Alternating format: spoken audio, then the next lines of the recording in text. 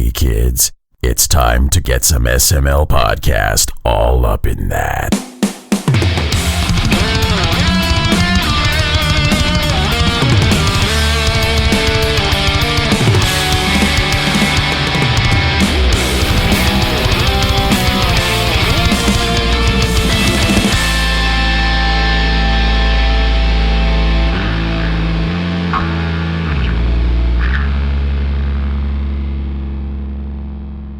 What's up, everybody? This is the SML Podcast. I am your host, Joe. Not joining me as usual is Cole because she still doesn't have electricity, but I got backup. Pernell's here. Pernell, how are you doing? I'm doing okay. I got electricity, and I'm thankful for that, but I ended up misusing it by oversleeping. So I guess it goes both ways in a sense. But yeah, we're hoping for the best for Cole and also for Chris. So when they join us, they can get back to the ribbing and the jabbing like they normally do. Indeed. Hopefully next episode we'll be back to normal. But for now, I've got you here for now. Later on in the show, Jacob's going to be dropping by and Tim's going to be dropping by to chat about the news and reviews. But before all that, we have a guest joining us. Are you excited about this? I would be, but I didn't wear my cummerbund. I look trashy right now. What is he going to think of me? My pants. That you're sloppy. PJs, man. That you're sloppy. That's horrible, Pernell. Supposed to dress up. You guys are wearing pants right now? Oh, I take that back. I feel much better. Much better. Alexander, I'm going to try this. Gavrilovic? Oh, almost right, but completely wrong. But it's okay. Let me try it. All right, try Gavrilovic. No, the letters are all wrong, man. It's in my defense, I wasn't even reading anything. I just said it. It's Gavrilovic, which is like Russian sounding, with the itch in the end, Yeah, but it's okay. Just call me Alex, and it's gonna be fine. Well, you are from Gamechuck. Yes. You just released the game Speed Limit. For the people who don't know what this game is, give us the sales pitch. So Speed Limit is a love letter to old school arcade gaming.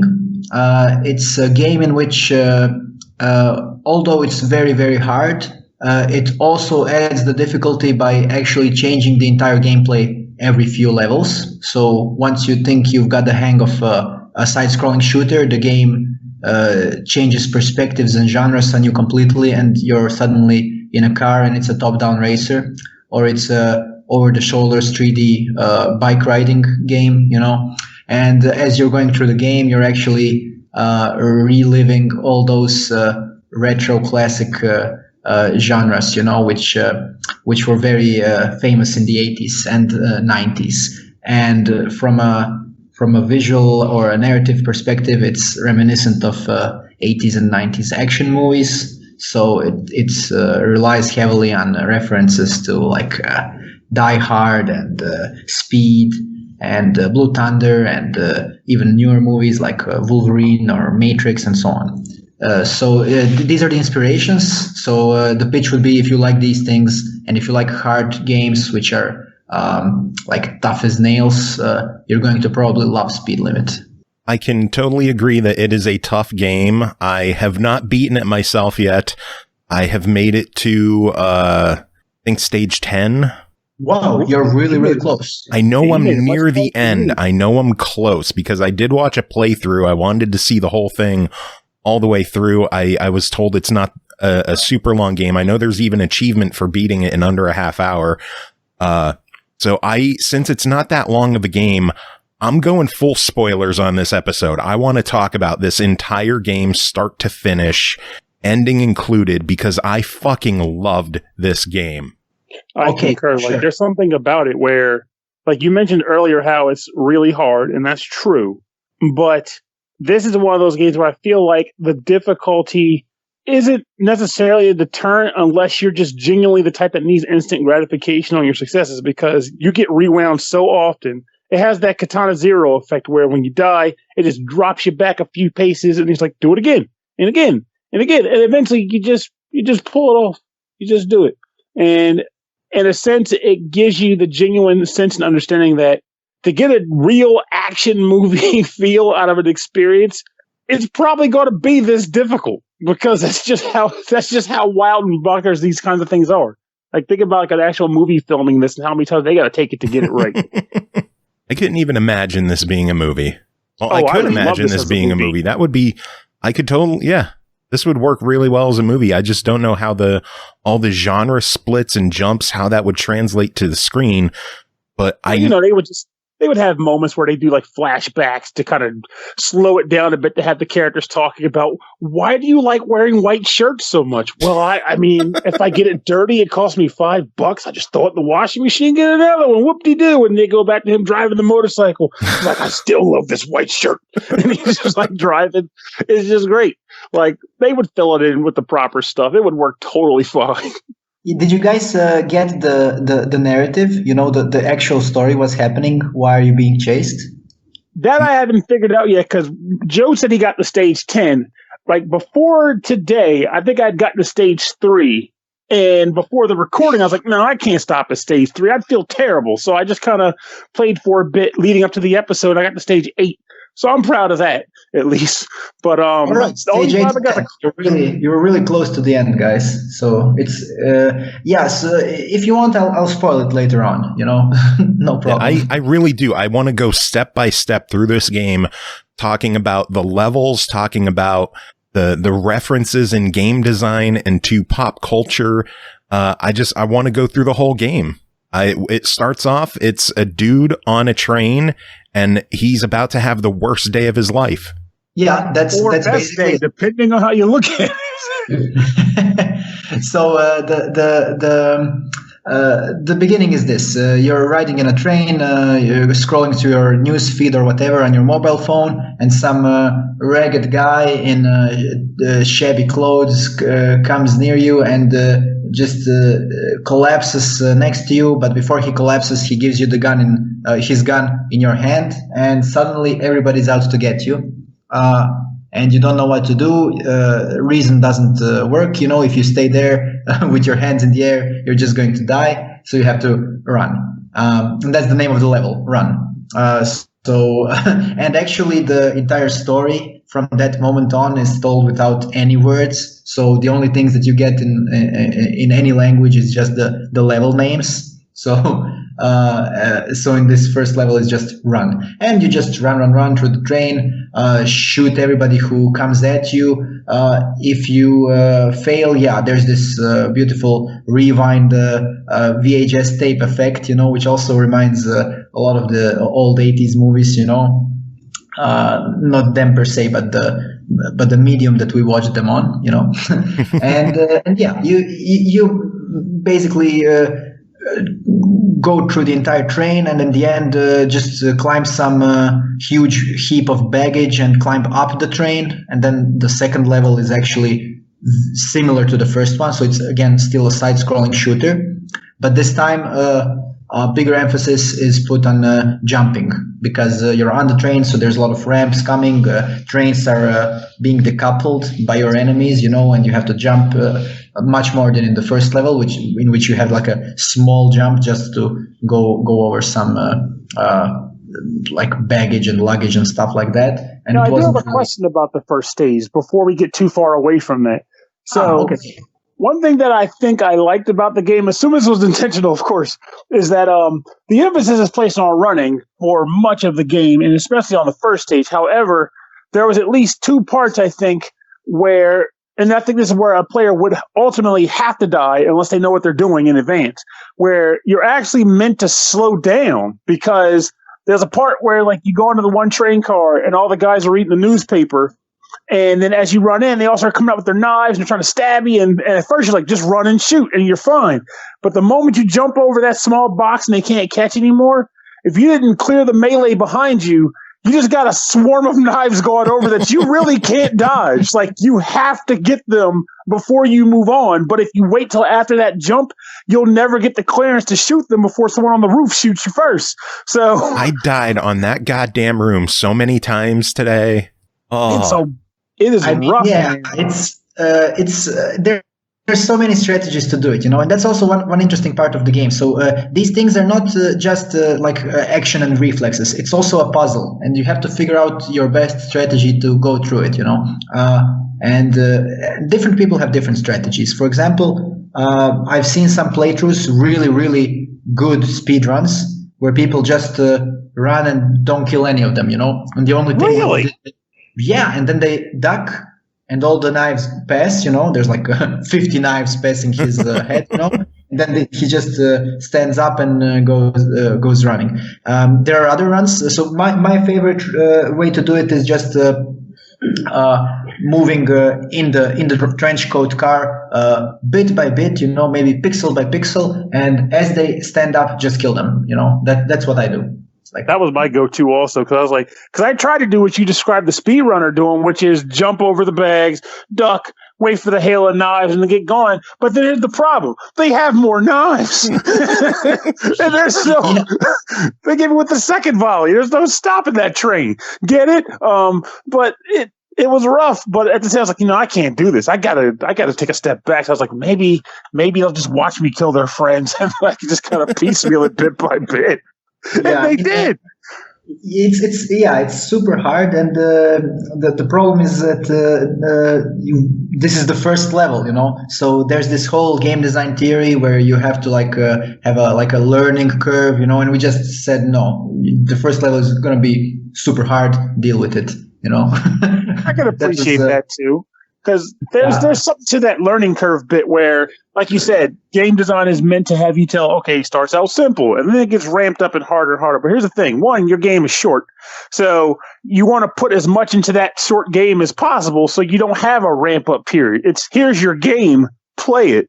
The second part is that the game itself isn't complex. It's just taking the small toolkit you get and applying it to the environment itself. So there's also no need for a real training curve. It's just, hey, you can jump, you can shoot, and you can move your character.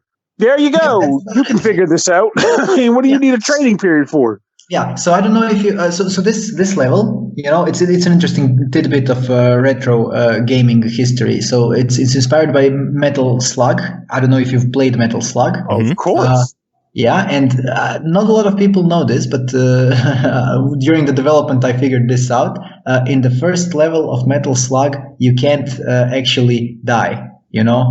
All the enemies that are coming towards you, they're just super afraid of you, and they're just waiting for you to shoot them. So pretty much almost the entirety of the first level is like you can't die. So that's the kind of tutorial hand holding that we didn't want to put in. So we just wanted you to really experience the speed of everything super fast.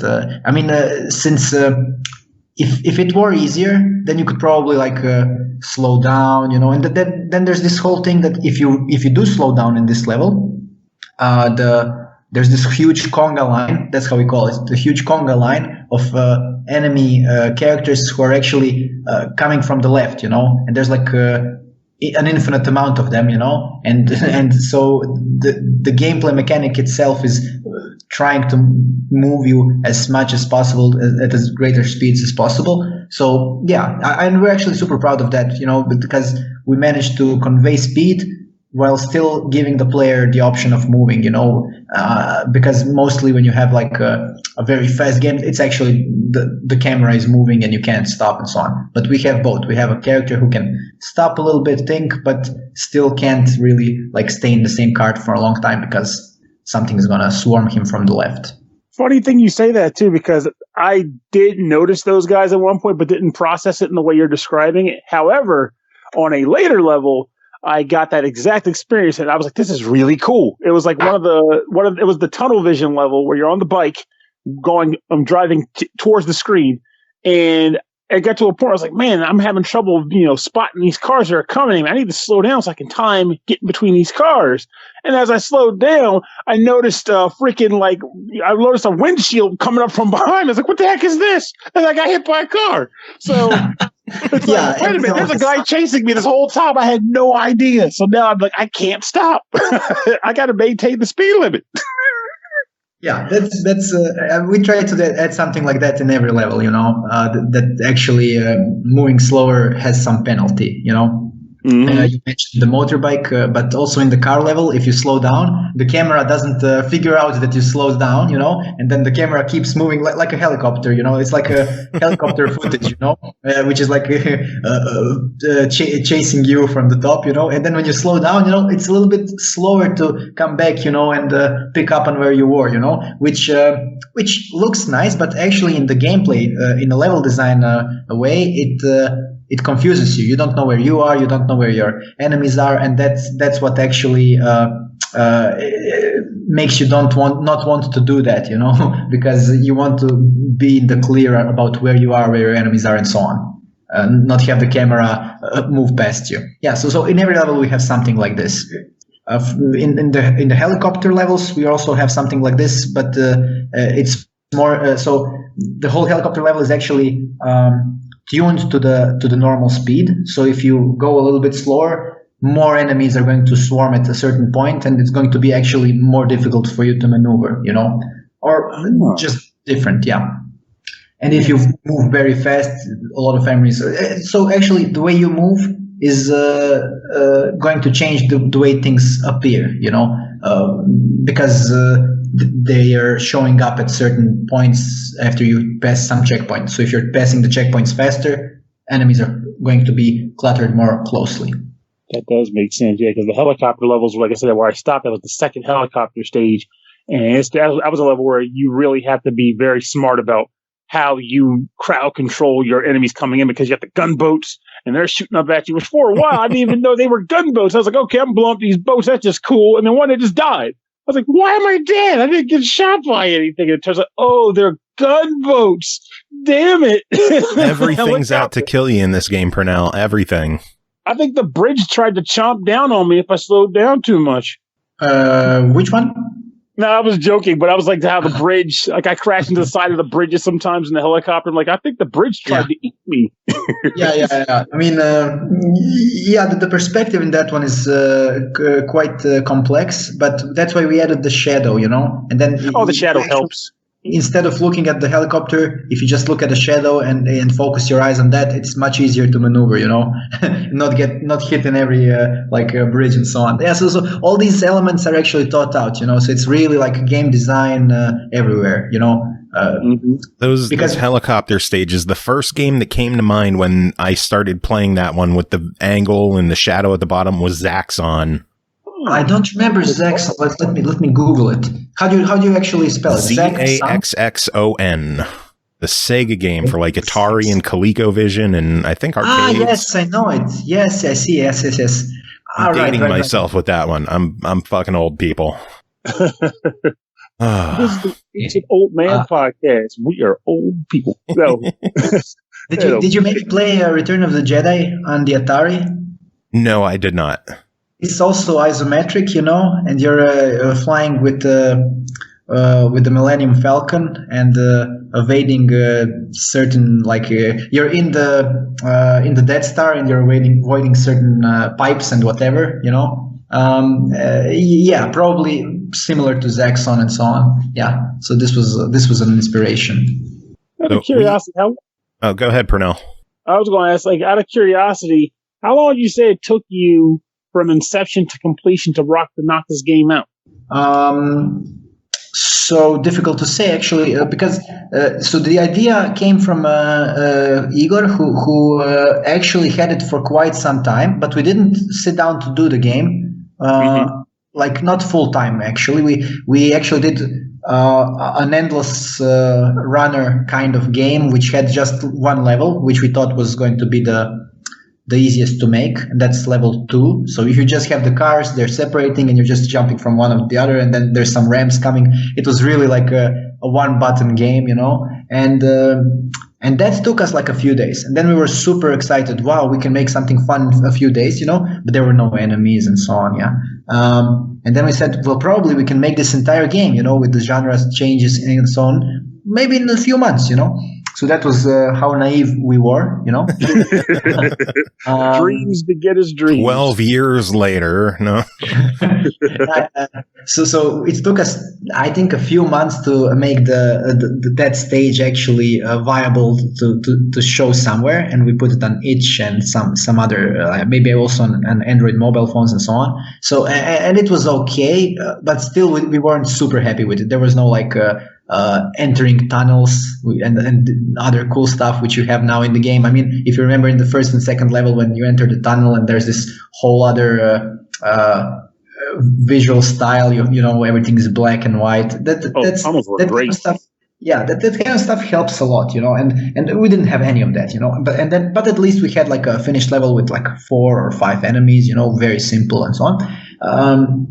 And okay, but it took us a few months. And then we figured out, okay, probably it's going to take a few months for every level, you know, so it's going to be probably like 10 months or so. Yeah. And then we said, okay, let's find a programmer, let's find another pixel artist, and let's start doing it, you know. And then we started doing it, I think, in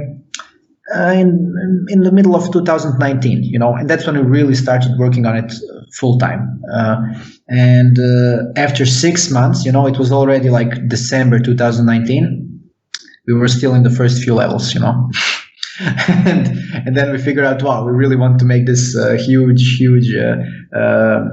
thing, you know. We really want to handcraft every little bit in the level. And then we said, okay, we need more programmers, we need more pixel art power, and so on. So both Igor and Jurica did pixel art full time from that moment. And then we got another programmer, so we had 2 programmers, and then we got another programmer who was actually just part time because she's a student at the faculty, but that's actually 3 programmers then, and a full time level designer for a few months, you know, who helped us out, and the music was also full time for many months, you know, which is Matija, and that's when we actually got to make make it in time, you know, and sometime in last summer, you know, August 2020, let's say that's the ballpark, you know, July, August, was when we finished it, you know, and we said, okay, this is the gold disc, this works, this is done, you know, maybe there's going to be some bug, but we'll fix it, that's it.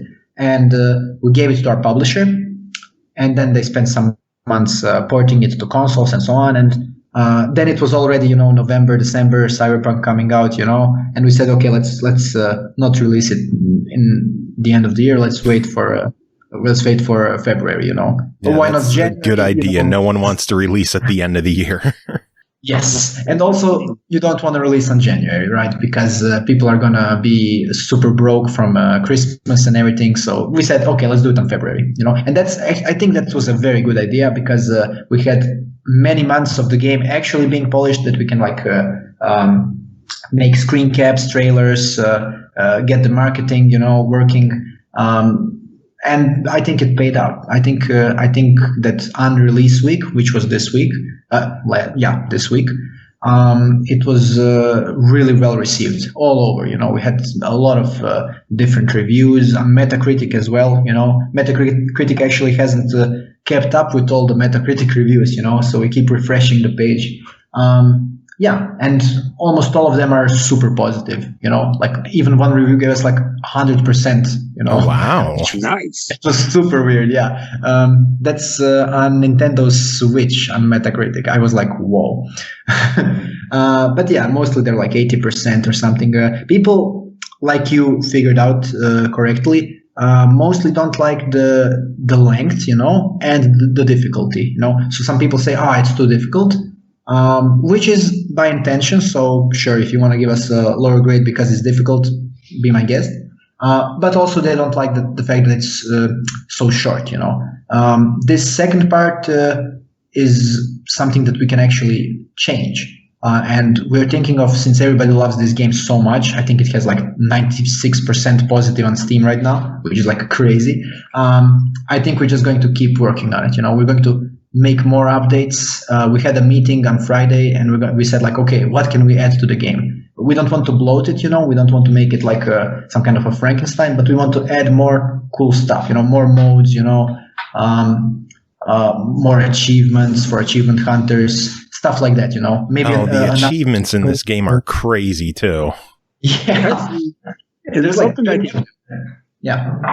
it's like something that came to mind, and I'm glad you said the idea, like we were talking about expanding the game and whatnot, because though I didn't get to stage 10, so for all I know, you might have already thought about some of these that I'm thinking about, but are there any other like vehicle concepts that you had in mind for like if you could make the game longer or add a different scenario, like a jetpack level or I don't know, a pogo stick level? I don't know. We had a level in mind where you're in a rocket. So, I mean, I'm going to spoil it a little bit for you, but I think Joe has played it already, so he knows. So you get from the helicopter to the plane, to the jet, by ejecting yourself in the rocket, and you're flying on the rocket and you get inside the plane. This is the transition. So it's crazy, like in True Lies, that movie? Oh, yeah. Fires yeah. So what happens? Yes. We actually wanted a level here where you're on the rocket, with your hands on the rocket, flying in the sky, and actually avoiding left, right, different like debris and planes and stuff like that. So we scratched that. Actually, not because of time, but because of the concept of the game trying to be always faster and faster and faster, so you go from a helicopter to the jet plane, but if it were a helicopter to a rocket, which you're on, and then a jet plane, I mean, a rocket is faster than a jet plane, right? So that was scrapped, but maybe if we had some kind of so the game doesn't have a hard mode. It has an easy mode and a normal mode. So if we had a hard mode, for extra sadism, then maybe something like this, So this was one, and I think in some early stages of conception, if I remember Igor's sketches, there was also a boat level, a motorboat level. Yeah, like that movie Face Off. You remember the end of that movie is just a very long, complicated motorboat chase between Travolta and Nick Cage. Yeah. A boat scene would be perfect for this game, because I realized that you're shooting at boats on that one level, but yeah, you never actually pilot a boat. So yeah, these are all possibilities, for the future. And to be frank, like I said before, like the idea that, like, I get that there might be a few people that are like, this is a little bit too hard for me, but I'm like, I don't like, imagine if you actually could slow it down. Like, that kind of defeats the purpose, doesn't it? Like, it's supposed to be fast. Like, at most, the only thing I could think of was like zooming out the camera. But even then, it's like, is that really needed? I mean, you just eventually pick it up and it works. Though, one thing that would be awesome, I'm not sure if it's even feasible given the number of ways you die. Is there any way possible to have a setting where when you beat the game, it can kind of weave together that one perfect run? So even though you die a lot, it can be like, okay, this is the run where they actually got through the checkpoint. So clip that. Very interesting. Very interesting. Checkpoint. Clip that. And I guess we could do it, but what is really interesting is that people are actually doing deathless runs on YouTube. Also, like they're taking all their good segments and clipping them together using audio. They're just that good at the game and beating it without dying. Well, there you go. It's like I can be like, this game is too rough. I die a lot, and you're like, well, go on the internet and learn how terrible you are at this game. Yeah, they'll show you. They'll teach you. But I mean, this one YouTuber, he made the video and he called it "Better Than Sex." Speed limit, without deaths. This is great. God. Yeah. I can't imagine beating this game without. Well, first off, I can't imagine beating this game because I haven't yet. But I'm working at it. I'm gonna do it. I'm dedicated. Probably there, because like I didn't beat it myself, but I read the achievements list on the main menu, and I think there are only 10 stages. So you're on the last one. I think there's 11, and I might be on 9. I might 9 or 10. I can't. I was checking out the stats. Are you fighting the big boss, or are you fighting just jet planes? I'm just fighting the jet planes right now. I haven't gotten to the boss yet. So there's this big boss level, that's also very difficult. Some people actually like, I don't wanna frighten you, but that one's the most difficult. And then there's one more level, but only if you're playing on normal, and that one's the hidden level. That's why there's no. I mean, it has achievements, but they're all like hidden, so you don't. So I'm getting an extra stage. That's good to hear, because I'm doing normal. Good. So you're gonna get another stage. Perfect. And yeah, that's the stage where you figure out the whole story and everything. Do we talk about it? I want to talk about it. Pernell, close your ears if you want to, but it's the kind of game where it's all about just getting through it. I'm fine with that. I loved the twist that after you beat the boss and after you made it through the wreckage and you crash landed, you find out the twist, which is give it to us. So yeah, you're falling out of your plane and you crash land into the train and you stand up and you're all shabby and you move to the left and you take your gun and you just give it to this guy in the train, who's scrolling through his mobile phone. And that was you from the beginning of the game. And then everybody starts chasing him, and you figure out that it's all a very elaborate time loop. And if you've been very good with achievements, then in the gallery you figure out why is it a time loop. And the reason for the time loop is that it's a time gun. The gun itself is a time looping machine. So every time you die, it returns time. That's why you can have so many lives and so on. And it has infinite the time rewind moments. is actually narrative based. It's not just a gameplay mechanic. Yep. But you figure this out in the end, and it's like a super big spoiler. But I guess for your audience, we made an exception and spoiled it, Hey, I gave the warning at the beginning that I wanted to talk about everything, because when you hand off that gun and the conga line chases you all the way off the train and you just stand up and just very, very slowly walk away, I was laughing so hard I was crying. Well, on the positive, it sounds like at least you do get away from it. It's not like it's not like he died after he handed you the gun. I'm glad to hear that at least. He asked me, well, you stand up, and you get out, and the credits roll, and it's a really that was really made for laughs, this slow just exiting, how slow and drawn out that exit was. I was laughing the whole time. It was beautiful. It was such a great twist. When you get to that, when you get this, when you finish the game, a mode unlocks in the menu called Infinite Mode, and when you play it in Infinite Mode, then the camera doesn't follow you in the future, so it doesn't follow the shabby you coming out. The camera keeps following the younger you, and then you can just play the game over and over and over again. So that's for extra sadism, if you want to really there's some achievements there if you manage a few runs, Holy cow. But in that case, I'm assuming you're allowed to die at least still on those runs, right? Yeah. But I'm telling you, maybe we were too easy on the game, Maybe it's not that difficult if we already have some... oh, come on, don't even... How about not basing the game on the most sadist of the sadists, okay? Your game is fine. No, we're definitely adding a hard mode. That's what we definitely need to do, So people can stay on the normal mode and it's fun, but for people who really want an extra challenge, we're just gonna add more enemies, make it so that maybe 0.01% of gamers can do it, And somebody will do it. Of course. Yeah, it's an extra challenge for some people, And the important thing is that apart from the narrative is told in the normal mode, and the normal mode is not that difficult. I mean, it's difficult, but you can finish it. No, I can't. For the record, I can't imagine you getting all the way to stage 10 and then being like, well, I can't do the rest of this game. I got to stage 10 on easy, not on normal. Easy counts. It counts. In that case, you're not going to see the last stage. Yeah, I know.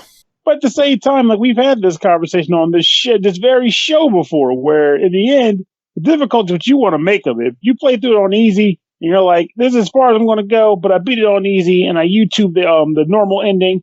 That's good. That's what you pulled off. That's fine, it's not like, but I still couldn't imagine you being like, I'm on stage 10, but I'm not going to beat stage 10. I'm just going to stop. Oh, no, I'm not giving up. I'm not giving up until I take that boss down, which is one of the things I love about this game. It is just so replayable and so easy to say, all right, one more life. No, one more. Fuck you. I'm not giving up Son of a bitch, you're gonna be so close to giving up on level 10. So because I know some people who made it all the way to the final boss, and then after 30 minutes of trying to beat the boss, they just lost it. Threw away the joystick and said like no. But yeah, maybe they came back like the day after and really made it through. But yeah, if there's a moment where you really want to throw the joystick at the screen, it's probably the final boss. So beware.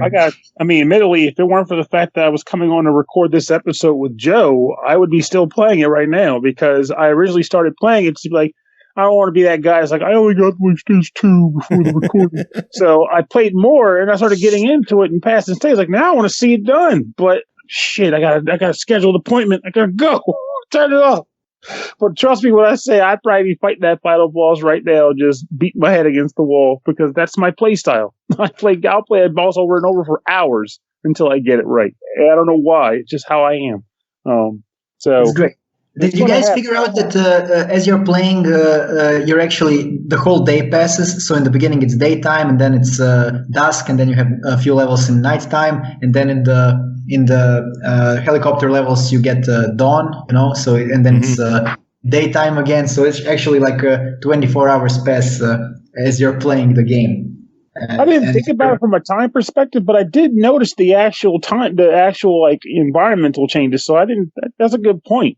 Yeah, because by the time you're on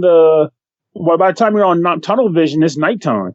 Yeah, and your beard grows, So in the later stages, when you see your character, he has like a beard and his clothes are like more dirty. Yeah, he's been through a hell of a day.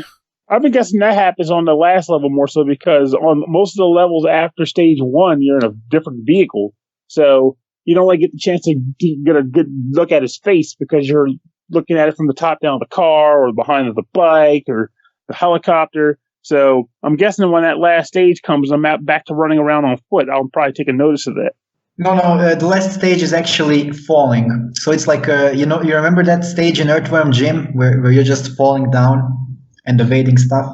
That's the last stage here. So are you talking about the level where you're fighting the snot guy on the snot freaking with the snot, bungee cords on Earthworm Jim? Yep. Okay, yeah, that's my jam. That level's a pain in the ass, but I loved it. Major Mucus, that was his name. Actually, I was thinking of another game, which I can't remember. There's a game where you're falling down and moving left, right, but in Earthworm Jim, you're actually climbing up and moving. No, you're doing both. Yeah, there's a level when you're climbing up, and there's a level where you're falling down. The falling down is much later in the game with the boss, but okay, whatever. Yeah, it's. I never beat Earthworm Jim, so I can't help on this one. Earthworm Jim is a brutal game, so you'd be very much forgiven for that. If you get past, we've already covered on this show multiple times that I'm terrible at video games. So it's all about the journey. It's all about the journey. I'll state that till the cows come home, because to this day, I'll sit there and tell you, I think I'm fairly good at games. I can play a game. I'll have fun with it. But then, as we just discussed, I'll feel proud for beating speed limit, and then go on YouTube and there's this clown who's like, I did it all in one go. I'm like, well, fuck you, buddy. But I'm still good at the game. Don't take that away from me. You can't take that from me. So there's always someone better. So rather than focus on not being as good as that guy, just be content that your experience was fun. And that's all that matters. Yeah. Having fun. And sometimes fun comes from frustration. So we mentioned some of the achievements. One of my favorite achievements in the game was putting in a legendary cheat code. I'm curious to know, are there any actual cheat codes in the game, or any plans to add any cheat codes? There aren't any. We did have some when we released the first demo last year, but we removed it. It is a retro thing to have a cheat code and then you have like God mode or something, but we decided against it, that kind of game. Maybe we'll add it in some later update, Maybe we'll add a few, interesting cheat codes. There was always like a cheat code for infinite ammo, but in this game you already have infinite ammo, so we'll figure something out. Big head mode. That's what I'm trying to think about. Like, I can't picture what cheat codes would be effective for this style of game. Like, invincibility would kind of defeat the purpose because, okay, that means now you're just going to drive forward in your car and just plow through blockades. Okay. Infinite ammo, like you said, you already have that. I mean, palette swap isn't really a cheat so much as just a modifier. Like, what would be an idea for a cheat code for this game? Difficult to say. Yeah, that's why we didn't put it in. It's just it makes the game not fun. If it's God mode, if it's something else, we still haven't thought of it.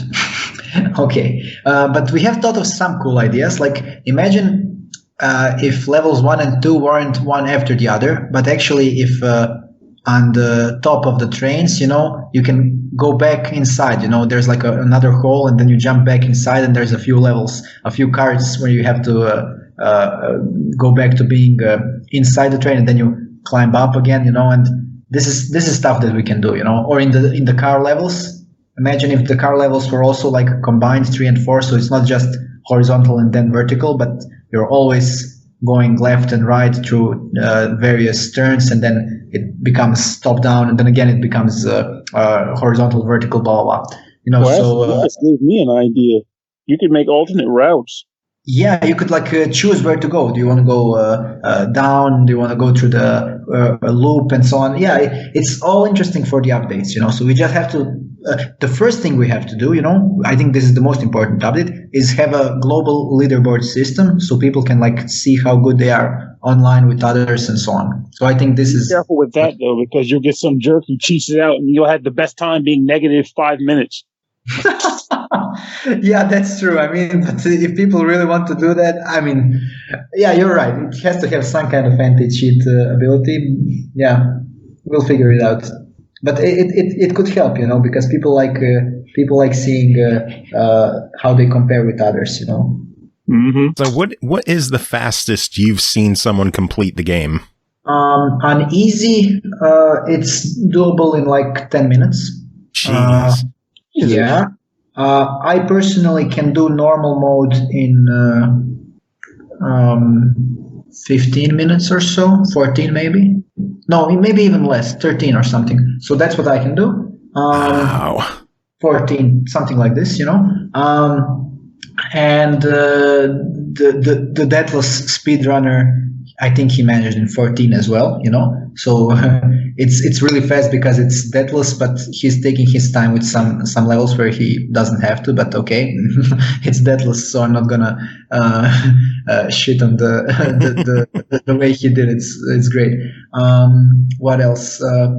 Vanya, our programmer, I think he holds the speedrunning record for easy at least, and I think it's literally it can't physically be better than that, maybe a few milliseconds, but no, actually, yeah, in every level he really holds the pedal entirely, and finishes it like that, so it can't be faster than that.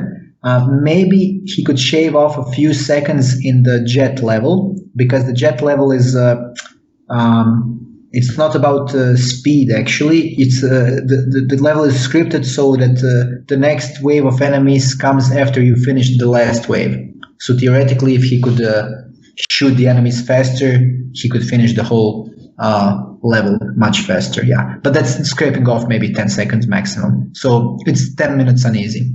That is still really impressive. Level, seconds matter. So, for anybody listening who's 10 minutes, that's a short game. You won't be beating it in 10 minutes. Don't you can relax on that. You won't be doing that. They did. But yeah, you'd be amazed about how much of it is not actually reflexes, but just thinking of a good strategy, because there's, for example, this one achievement which says that you have to kill 100 of those conga line guys in the first level, so the people who are attacking you from the left, there's an infinite number of them, and they have bombs, they're throwing bombs at you and everything and shooting all the time. So killing 10 of them is already a challenge, and killing 100 seems impossible, Yeah, I tried that one a bunch of times and I got nowhere. Yeah, but that kind of, if you did it on the infinite mode, you kill 10 per run, get 10 runs in, boom, I killed 100 conga line guys. Yeah, I guess you could do it like that, but there's actually a really nice strategic way of doing it, which I figured out just one week before release. So it's not something that was pre-programmed that way. Do you want me to tell you how? Sure. All right, so you climb up on the first box, the metal box in the second cart. And if you're standing on the box, the bomber guys who are throwing bombs, the bombs are just going to go through your legs, and the guys who are shooting, the bullets are also going to go through your legs.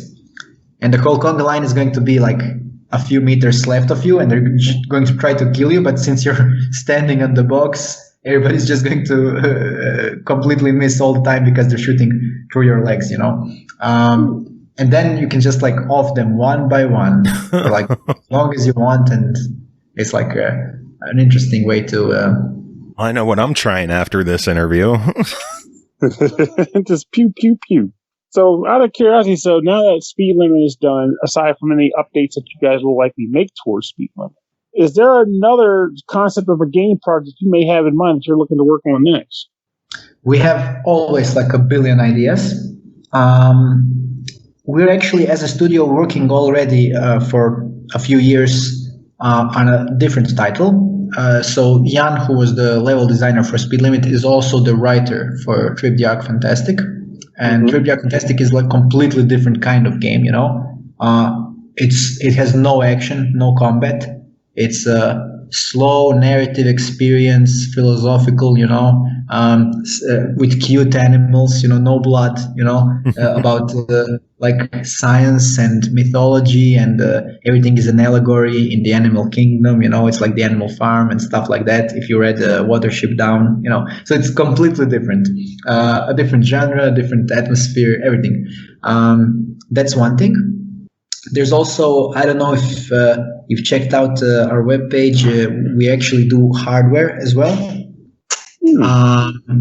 So we're doing Gamechuck arcades. So this is like our brand of hardware. So it's like an arcade system, which looks like those 80s old school arcades, but it's super new. It has like multiplayer mode online. It's super slick, so it's not like that boxy, boring design. It's like it has 3 coats of paint on it, and looks like a $3,000 arcade.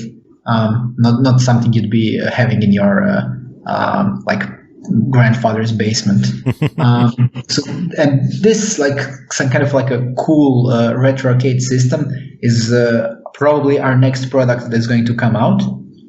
And and then sometime in the far future, we're going to release Trip the Arc Fantastic, which is the game I mentioned. We're also always releasing some comic books, which is, but not real physical comic books, but actually interactive comic books. And you already have some of them on our Steam page. These are like point and click adventures, so that's interesting. Yeah, and the cool thing is, any chance of those coming to console at all? I know Cole, our co-host, loves adventure games, and she's on Xbox. I know she would love to see those come to Xbox. In theory, yes, but we would need to find a publisher who would be interested in porting them. That's possible. Ratalaika Games. All right, typing it up. Ratalaika Games, they release a lot of visual novels, a lot of smaller games, and indie games. They do a lot of publishing, so possible they might be able to help. I'm going to contact them right after this meeting, so thanks a lot. That's a good idea. But the games are very interesting on PC, and I'm going to explain why. I don't think this can be translated well to Xbox.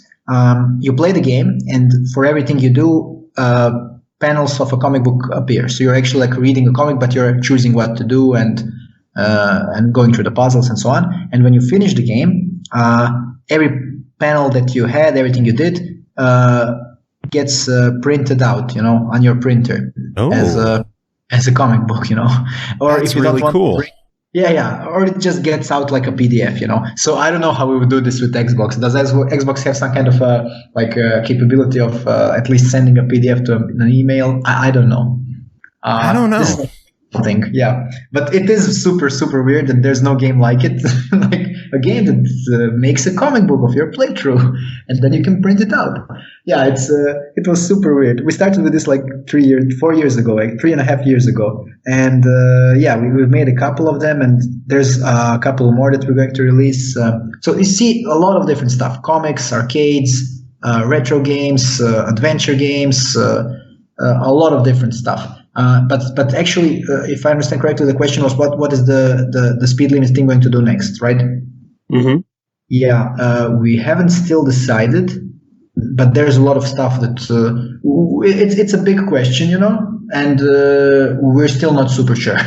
Yeah, but a lot of ideas. What we really have in abundance is ideas, So it's going to be actually hard figuring out which one we want to. So on the product, at least you have the ideas. It'd be worse if you're like, we just have no clue what we want to do, so we're just going to stop.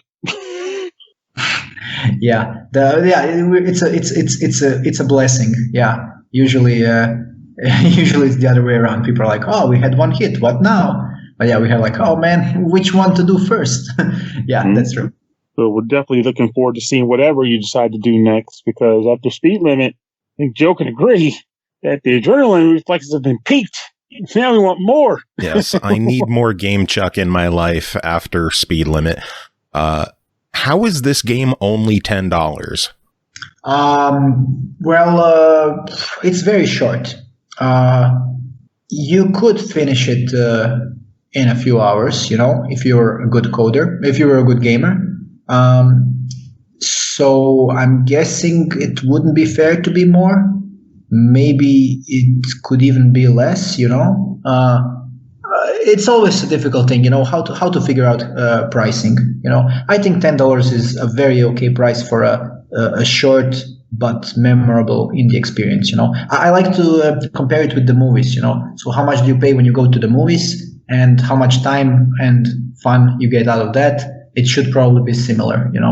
That's a good rationale to have, to be honest with you, and especially if it's good for your wallet too, because the alternative is some companies will price a game much higher, expecting the sales to be the enticer. Like basically price it high, get the immediate shoppers like, I'm going to grab it right now. And then the sale people will get it when it goes on sale. But when the price is enticing from the start, they're a little bit more compelled to say, I'm just going to get it now and get it out of the way. And I think a lot of times, at least for me, the movie logic is what I apply it to. Like if the game is like 2 hours or 3 hours in general scope, like it's one thing to say a bunch of retries, but just to flat out, this game is 3 hours long. If I'm dropping like $15 on that, back when I was like maybe 15, I'm like, nah, that's crazy. My game needs to be longer than this. But as an adult, I'm like, that seems very reasonable. I can pay $15 for 3 hours of fun. That's what I'm doing for a movie, and I can sometimes replay my 3-hour game to do different stuff and have different experiences. So honestly, but I think the $10 is fair for sure. The game is good. It's very good. But I think the fact that you chose $10 makes it more appealing right out the gate too. Yeah, that's true. I mean, I actually don't know how much the tickets cost for the movies in America. You're from America, right? Mm-hmm. Yes, and those prices are jacked. Well, it depends where you live too. Like in a big city, prices are going to be high. In my tiny little rinky-dink town, I could go see a movie for $5. He gets $5 movies here. Generally, if you go to a film, it's going to drop you like $13 to $15 before you buy any snacks. Yeah, and snacks themselves are cheese. Oh, expensive. Popcorn costs more than the damn movie. Yeah, you'll spend more on food than movies tickets. Yeah, I guess they earn the most money out of the popcorn. Yeah, it's popcorn industry. But okay, so we I think we agree. It's a fair price. It's a fair price for the amount of time you're gonna have fun with it. And you know what's most interesting to me? Some platforms like Steam, for example, they have the refund policy. If you finish the game in under 2 or 3 hours or something, you can refund it. Mm-hmm. And people are not doing this. You would think that if everybody finishes the game in a few hours and they have the option on Steam to just click refund and just get their money back, why wouldn't they do it? But actually, people like the game so much that even though they can click the button, they don't do it.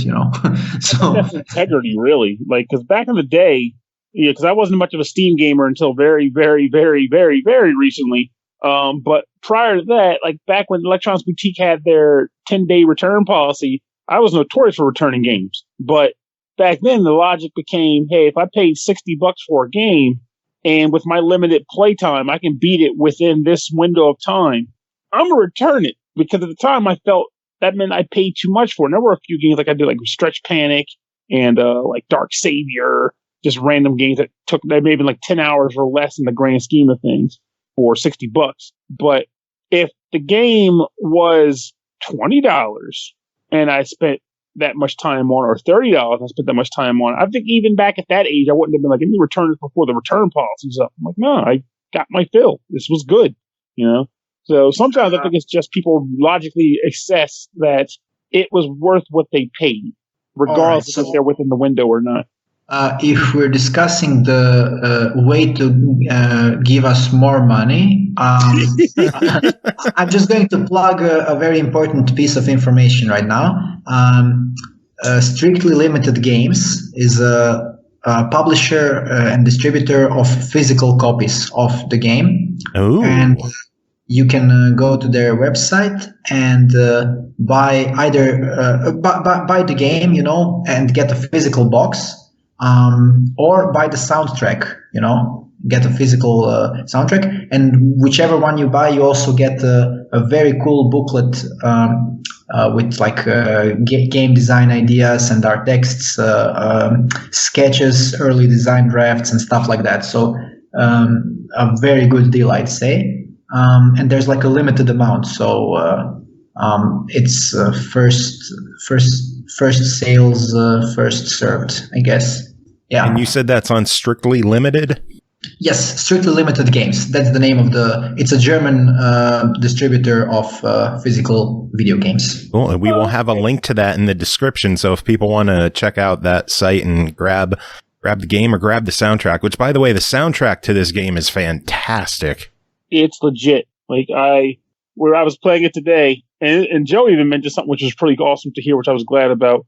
But like I was playing it today, and by like stage, again, like wasn't so much the tunnel vision level, but that was the level when the highway is going horizontal or going vertically. I was like, yeah, I gotta get this on my show. Musically, there's some good music in this game. I want to put it on my show. So I'm doing a whole topic based on like fast-paced games or something, just as an excuse to do it. But like, yeah, like Joe mentioned something about, you know, the composer possibly wanting to come on, being willing to come on the show too. And if so, that would be freaking legit. If not, I understand. But if so, that'd be legit because I'm probably going to try to get this on the show at some point. I think he would be a great. I actually asked him, and he said, "Sure, that's no problem." He has some very interesting stories to tell. I mean, he was a high school teacher, you know, which is like the safest job you can get because it's like a public school, and then he quit it so he can join an indie game studio and make a soundtrack for Speed Limit full time. You have to be a special kind of character for that, you know. And, it's about the passion. Yeah, and it's super interesting because we started off by saying, okay, it's the 80s, everything is super retro. Let's make a synthwave soundtrack, you know. And we did. There's some synthwave soundtracks on our webpage from back then. But we figured out that synthwave is too smooth and too, relaxing and cool, and it doesn't fit with the fast-paced, hard action shooting style of the game, you know. And then what he did is he actually played through the game and played various different genres in the background, you know, while playing to figure out what kind of music would be the best for this game. And then he decided to do this electronic kind of music, you know, and got a lot of different hardware, you know, all these super expensive Moog synthesizers and huge portable Eurorack setups and everything. And all the music, you know, goes through like, I don't know, 5 different things, you know, guitar pedals, different electronic instruments and so on. And that's how you get this weird electronic cool feel, you know. And he spent a lot of time on every piece of soundtrack, and we actually put the soundtrack on for free, so you can actually download it from your computer maybe, and listen to it as like a standalone 40-minute soundtrack, and it's also good like that, Okay. I grabbed it off Steam. I've been listening to it all day. It is so good. I know later on in the show we're going to be playing a couple of songs to end the show. And then after this interview, I'm going to play some elevator music before the rest of the show begins, because I love the elevator music too. Oh, the pause screen. If you listen to the elevator music from the main menu for 10 minutes, you get an achievement. Yeah, I got that one. Perfect. Yeah. So the Xbox is going to have an update soon, which is going to have the soundtrack player implemented in the game. So you're going to have an option in the menu. You can just click and then listen to different soundtracks. Oh, nice. So if you have your Xbox like connected to some kind of cool stereo surround system, it's going to be a blast, That's awesome. Yeah. Okay. So maybe any last questions before we take it out? I don't know.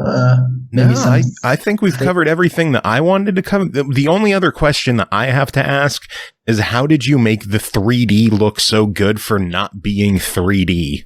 Oh, well, okay. So it's a good final question, actually. It was super difficult.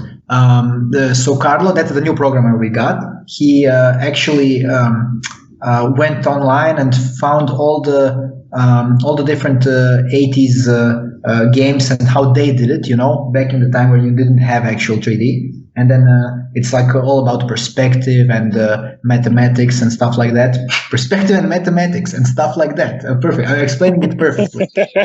Stuff like that. So actually it's coded that actually every object is it's calculated where it should be at a certain point and so on. So and this is one recurring theme with every level. So we're actually doing these levels in a way you would do them in the 80s, so we're not using any 3D tricks and so on. The only novelty is that everything is like with some cool shaders, which didn't exist back then, and it looks much nicer because of a lot of stuff has higher resolution than you could have back then, but the logic of the levels, especially the 3D level, and later on with the jet plane level, which is also kind of 3D, it's all done in a non-3D way, in like a perspective way, which is like coded. Like the plane level, the jet level, has 4 dimensions for every point. So it has like a distance from the screen, radial distance, and x and y. So and depth. So y is depth. Okay, so and that's how it calculates where things should be and so on. So super complicated stuff, but I think all of it looks quite well and feels good. And you would figure it out if it was actually 3D. It wouldn't have that old retro feeling, Well, you tricked me. It looks really good. Yeah, yeah, it does look, when you see the distance, the skyscrapers in the distance, it does look like an old retro game. It doesn't look like a real 3D thing from the 21st century. That was what we're trying to do, I think we made it, So that's what one of the cool things we're proud of. If somebody from the channel is interested in learning about this in a more detailed way, not like this, not like I'm explaining it, we have a blog on our website, so game-chuck.com/blog, obviously, and we have Carlo explaining all his levels and transitions, because also it's super difficult to make these transitions, because it's not like end of the level, black screen, next level, but everything is super seamless. So you have like 1 second of transition between one level and the other. You remember? Yeah, it's smooth. The highway when you hit the ramp. Yeah. So this is actually also difficult to make. So what I suggest, if somebody is interested in the programming aspect, just go to our blog and both Vanya and Carlo and Mattia for the music, and Jurica who did the pixel art, and Kolar who did the game design. All of them have blogs where they're explaining every little detail, Nice. So we will include a link to your website in the show notes so people can check that out and visit you. Give us all the information. Where can people keep up to date with you on Twitter and Facebook and everything else like that? Give us all of your info. Definitely. Twitter.com/GamechuckDev. So like dev is development. The same for Facebook. What we use most often is Discord. That's true. That's a true gamer channel, So we're always on Discord. We have a few hundred fans there, and a lot of people are actually there when they can't pass a level, or they have a question, and then they go there and ask us, "Oh, how do you finish this?" and so on. So I'd recommend Discord as the best way to talk with us, but also we're super available on Twitter and Facebook and everything. Awesome. Well, Alex, it has been fantastic having you on the show. Really fun chat. Thank you to Zeno for setting us up and getting you on to chat with us. Pernell, thank you for being here and hanging out as well. We are going to take a quick break, listen to some elevator music. We will be back with more show. Alex, do you have any final words to end the interview? To take us out, here is Mattia's soundtrack from Speed Limit, which is also elevator music. Thanks. Beep, boop, beep, boop, boop, boop, beep, boop, beep, boop, beep, boop, boop. Perfect. No, we have an actual song, Pernell. Oh.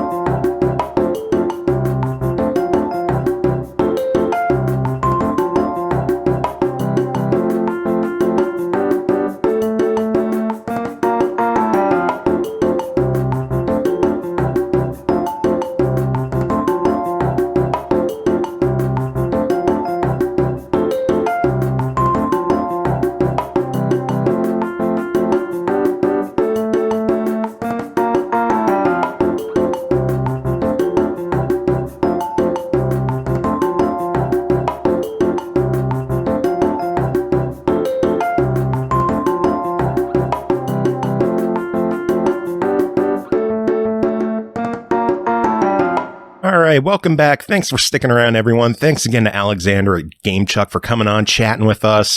Thanks to Pernell for taking time out of his day to join as well.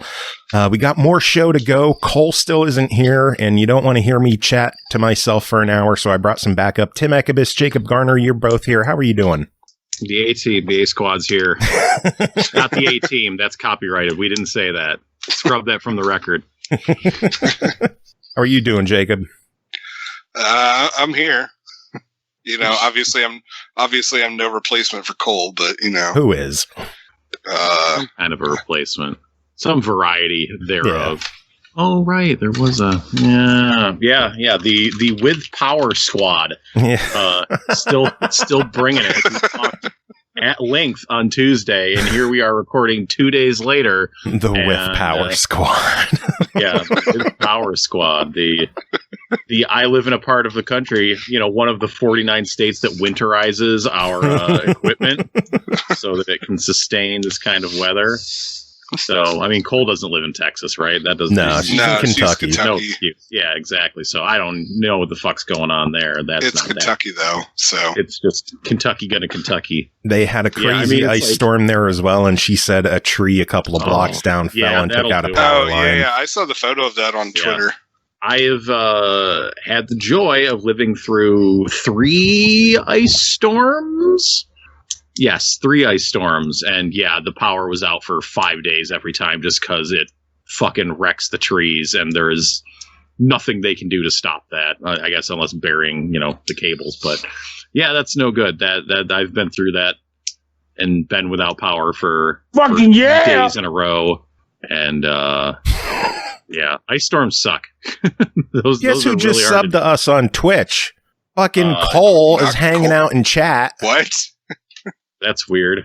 So reception. I guess she has enough reception or internet to hang out in Twitch chat, but I don't know. You'd think she'd find better things to do with the remaining power. I mean, seriously, if she's not here, like, why? Why would you come here? Of all the things you could be doing. She wants to hear us if we're bad-mouthing her. We are. Oh, that's fair. Which, unfortunately, no, not really. I mean, we could. I was about to get going, but then I pulled back. We did all that on the Tuesday show. She wasn't there for that, right? So we can, Yeah, she said she's holding on with a power inverter and can't use the PC. So. Oh, my God. Oh, yeah. Oh, you don't have Skype on your phone? She needs Skype on her phone, like Pernell. Needs? Question mark.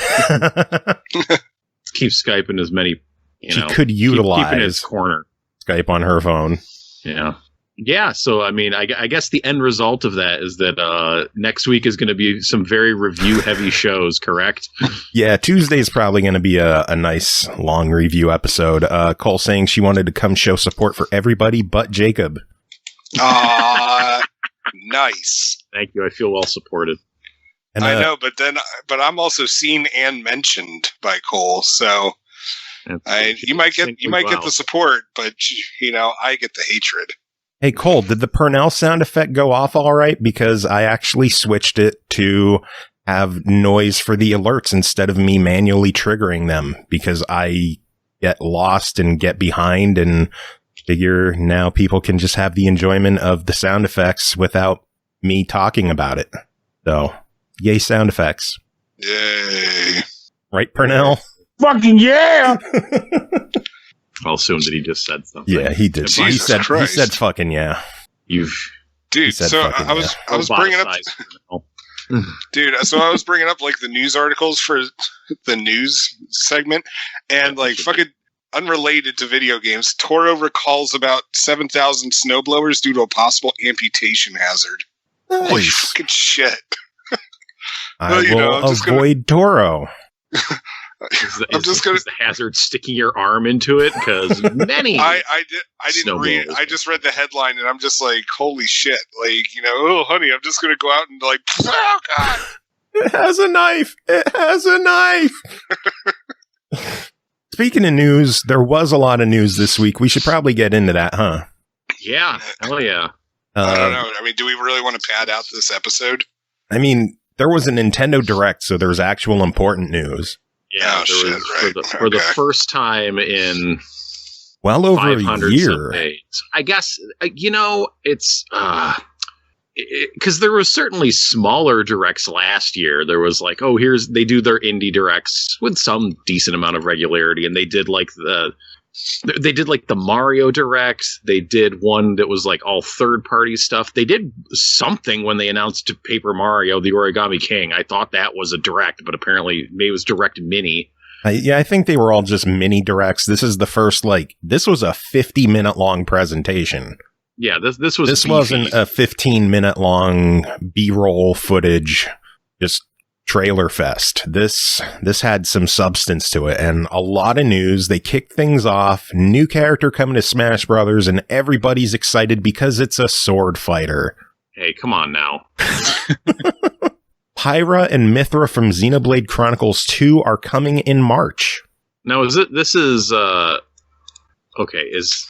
they one character or did they switch?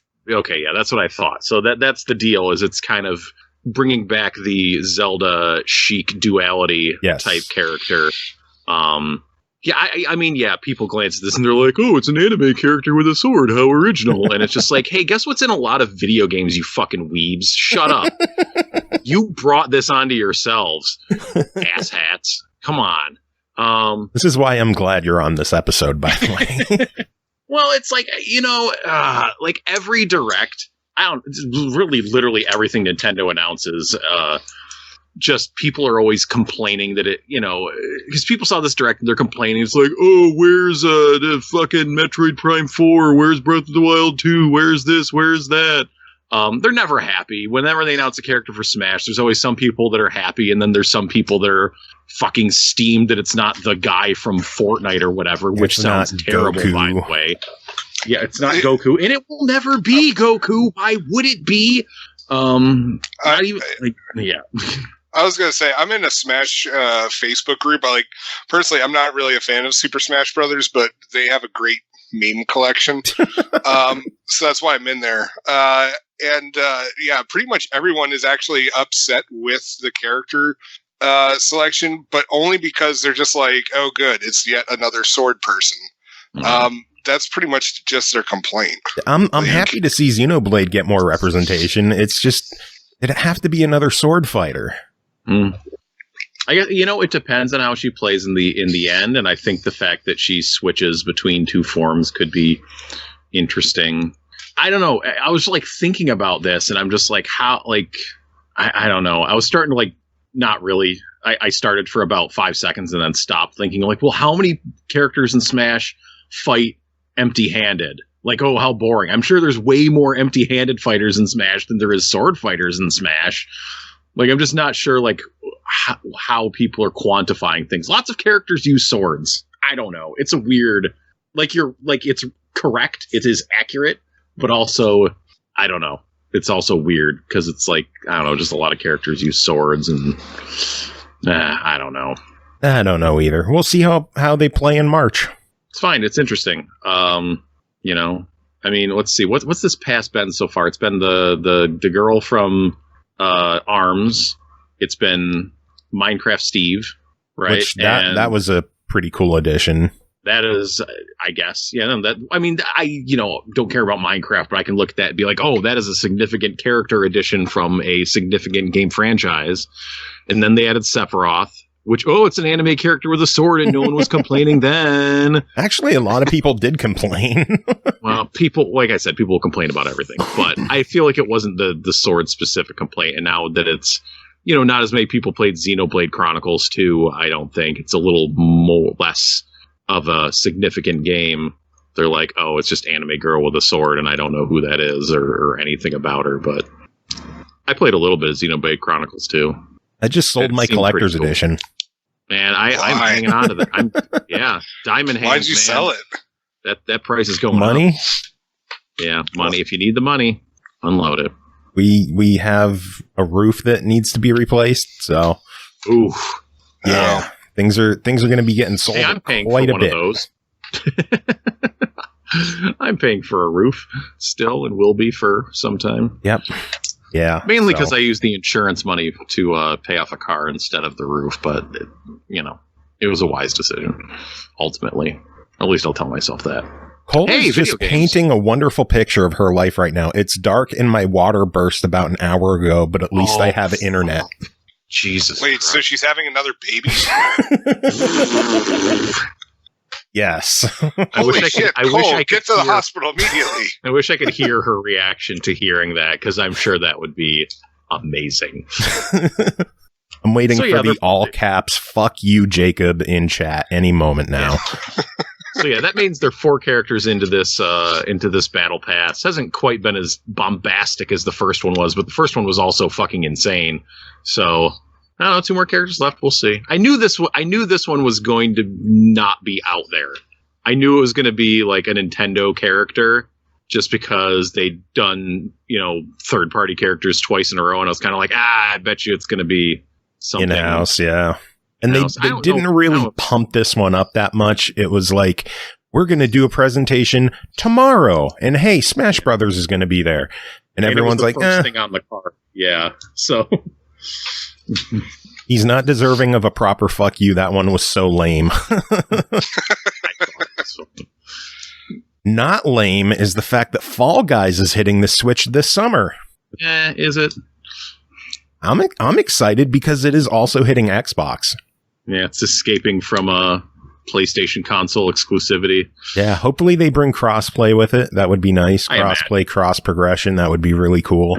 I don't know about cross progression, but at least crossplay. I think you would have to have. I hope so. Yeah, enough games have crossplay these days. I feel like that would merit it. And yeah, I don't know how popular Fall Guys has continued to be. Seems like it's still a thing that's going on. Yeah, season 3 is going on. It seems to still be fairly popular. It's obviously not the explosion that it was at the beginning, but I think it's going to be, we'll see a nice population boost when it hits Switch and Xbox, and we'll see. Yeah.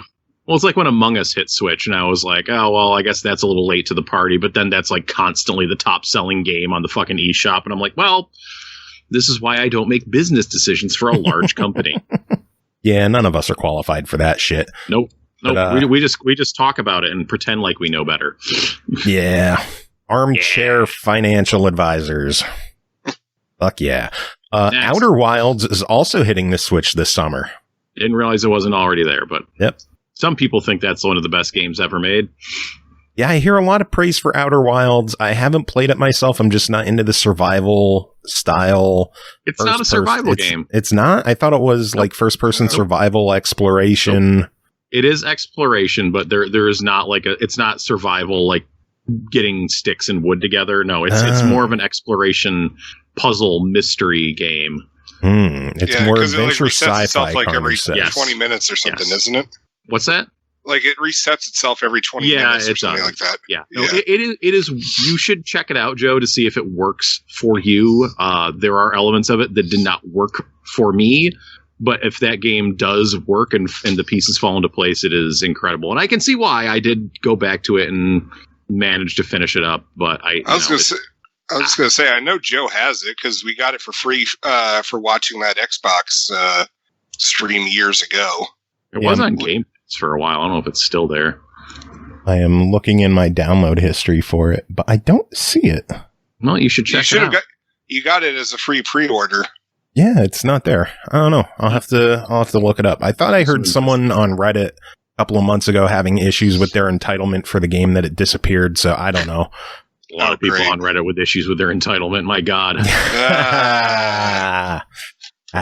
It's in Game Pass, though, so I could play it there. Praise Game Pass during Nintendo Direct. Game Pass. 2 Famicom Detective Club titles are hitting North America for the first time, with The Missing Heir and The Girl Who Stands Behind coming May 14th, with pre-orders open now. That I think is pretty cool. I'm looking forward to it. Yeah, that caught my wife's eye. It's nice to see a franchise coming to America for the first time. Mm-hmm. And maybe this will open the door for more. Yeah, and on top of it, I mean, I'm always game for like old retro games like finally showing up on over here in North America. Mm-hmm. Like I really wish that Capcom would, secure the rights to Sweet Home, just so we can finally see like what inspired the Resident Evil series. No. There's always emulation for that one. Well, yeah, I know that. Official releases are cool, as we'll talk about later in this episode. But yeah, and it's like how they brought over that first Fire Emblem, a couple months ago. It's just cool to see this stuff available in America. Yeah. Love it. Love to see it. Also announced Samurai Warriors 5 is coming to the Switch this summer. It was also confirmed for Xbox, PlayStation, and Steam as well. So Samurai Warriors 5 is hitting everything this summer. Sure. Yep. That is not my bag. Although I think it's Xbox One, but then playable obviously on Xbox Series X. Yeah, backward compatible. Yeah. So I don't know. That I think is kind of like, but at the same time, I'm just thrilled to get another entry in the series. Why do you think it's that it's still an Xbox One game instead of a Series game? Well, because if I was playing it on Xbox Series X, I'd rather have it like beefed up for that console than playing an Xbox One game. Bitch. Well, I mean, my point's valid though, right? True. But the game wasn't in development for the Series X, so... Yeah, no, I know. It's not like there's a PS5 version of the game, so... Maybe there should be. There should be. All I have to do is play on the systems. That's all I care about, really. Yeah. I mean... Tim has it. Yeah. But hey, just be happy because Xbox is not getting Legend of Mana, which is hitting the Switch, PS4, and Steam on June 24th. Hell yeah, man! These obscure. Well, I mean, I guess let's say B tier Square PS1 titles getting remasters. I mean, they're not the Final Fantasies. You know, I'm not doing that as like an insult, but I am happy to see this, and I'm happy to see Saga Frontier. Both of them getting work done on them and to help modernize them. Like Legend of Mana, they have a toggle for enemy encounters, which is cool to turn those off. That's always a fun thing. I love accessibility options like that. I know Cole would be excited about that too. Yeah, both as original soundtrack and arranged soundtrack. I mean, this seems like Legend of Mana has kind of been somewhere on my list of old, RPGs to play and what I bought Legend of Mana on PSN, so I could play it on my Vita, but having it on the Switch in a remastered version with prettier graphics, and on my Vita does have a dead pixel kind of in the screen, which sucks, but if it's on the Switch, that's a great place for it. So I need to dust off my Vita and start putting it to use more. Yeah, I dusted it off and made sure that it booted up, and I dicked around with something on there somewhere recently. Played Ridge Racer 4 on there within the last year. Ridge Racer 4 is so fucking good. Ridge Racer. Yeah, so it'll be cool to check out Legend of Mana. Indeed. And then they side mentioned that. Oh yeah, Saga Frontier, that's coming with the cut content being re-added to it. I think they mentioned that one later on in the show, but the next thing was Monster Hunter Rise, which is coming out on the 26th this month. They announced that there will be a Monster Hunter Rise specialized system and Pro Controller releasing as well. Yeah. If you don't have a Switch, or I don't know. Or if you need a new Pro Controller, there you go. Maybe someday I'll get into a Monster Hunter game. I just want the new amiibo. Yes. Yeah, they have 3 amiibo for Monster Hunter coming out. Oh, cool. Same day as the 3 new Smash Brother amiibo. So it's like, oh, no shit. That day is amiibo day. Yeah, I kind of like randomly pre-order amiibo and then don't think about it until suddenly I'm getting shipping notification and it's like, oh, here they come. I gotta get my pre-orders in. I hope I'm not too late on pre-orders. But what's is it Banjo that's coming pretty soon? Like Banjo, Terry, and Byleth. Yeah, so Banjo and Terry are coming. I'll probably buy fucking Byleth at some point when he's on sale, but buy him on the clearance rack. Yeah, I love getting the third-party amiibo. It's just so fucking cool. Do you have the Dark Souls one? Yes, he is around somewhere. I think he's in my vicinity. That one has increased in value. Oh, there he is. Yep, there's Solaire. Yep, he was within arm's reach. Nice. Next game they announced, I'm really excited about this one. Mario Golf Super Rush is coming to the Switch. This had to catch some people's attentions, right? Yeah, it looks crazy. They're going to have button and motion controls, story mode as a Mii character, and then what everyone is talking about, speed golf, which has everybody golfing at the same time and racing through the course with Mario power-ups and pickups. It looks ridiculous. And it's like, what if can't golf wait. Was Mario Kart? Yeah. And it looks fucking awesome. And that comes out June 25th, so it's not that far away. Yeah. Also, point of order, when Nintendo does these directs, often like they will mention some things that are a bit far off in the future, but by and large, the things they're announcing and covering are stuff that's coming out within the next 6 months. Yeah. Like, I think No More Heroes 3, which we'll probably talk about in a second, had the latest actual release date of anything on there, which is the end of August. No, the Project Triangle or whatever it was, the square thing is coming out in 2022. But that didn't have a date. That was next year. That's what I mean. That was that's the line I'm drawing. Like, with an actual set release date. Yeah, with an actual set release date. Yeah. No. There's some things that are a little further off, but for the most part, closer. Not that far off is Tales of the Borderlands, which is hitting the Switch March 24th. Sure. And that's back on all storefronts now. So Tales from the Borderlands, if you missed out on that the first time, it's back. All of the episodes in one package. So give that a go. Oh, I own that on 2 platforms. I think I have it on 3. So my loose Solaire amiibo is worth at least $50. It's pretty good. Yeah, for a loose amiibo. Yeah, sealed. I mean, that sounds dirty. Goes upwards of like 100. That's crazy. Dude, you should see how much the Box Boy amiibo goes for. Box Boy? Yeah, Japanese only.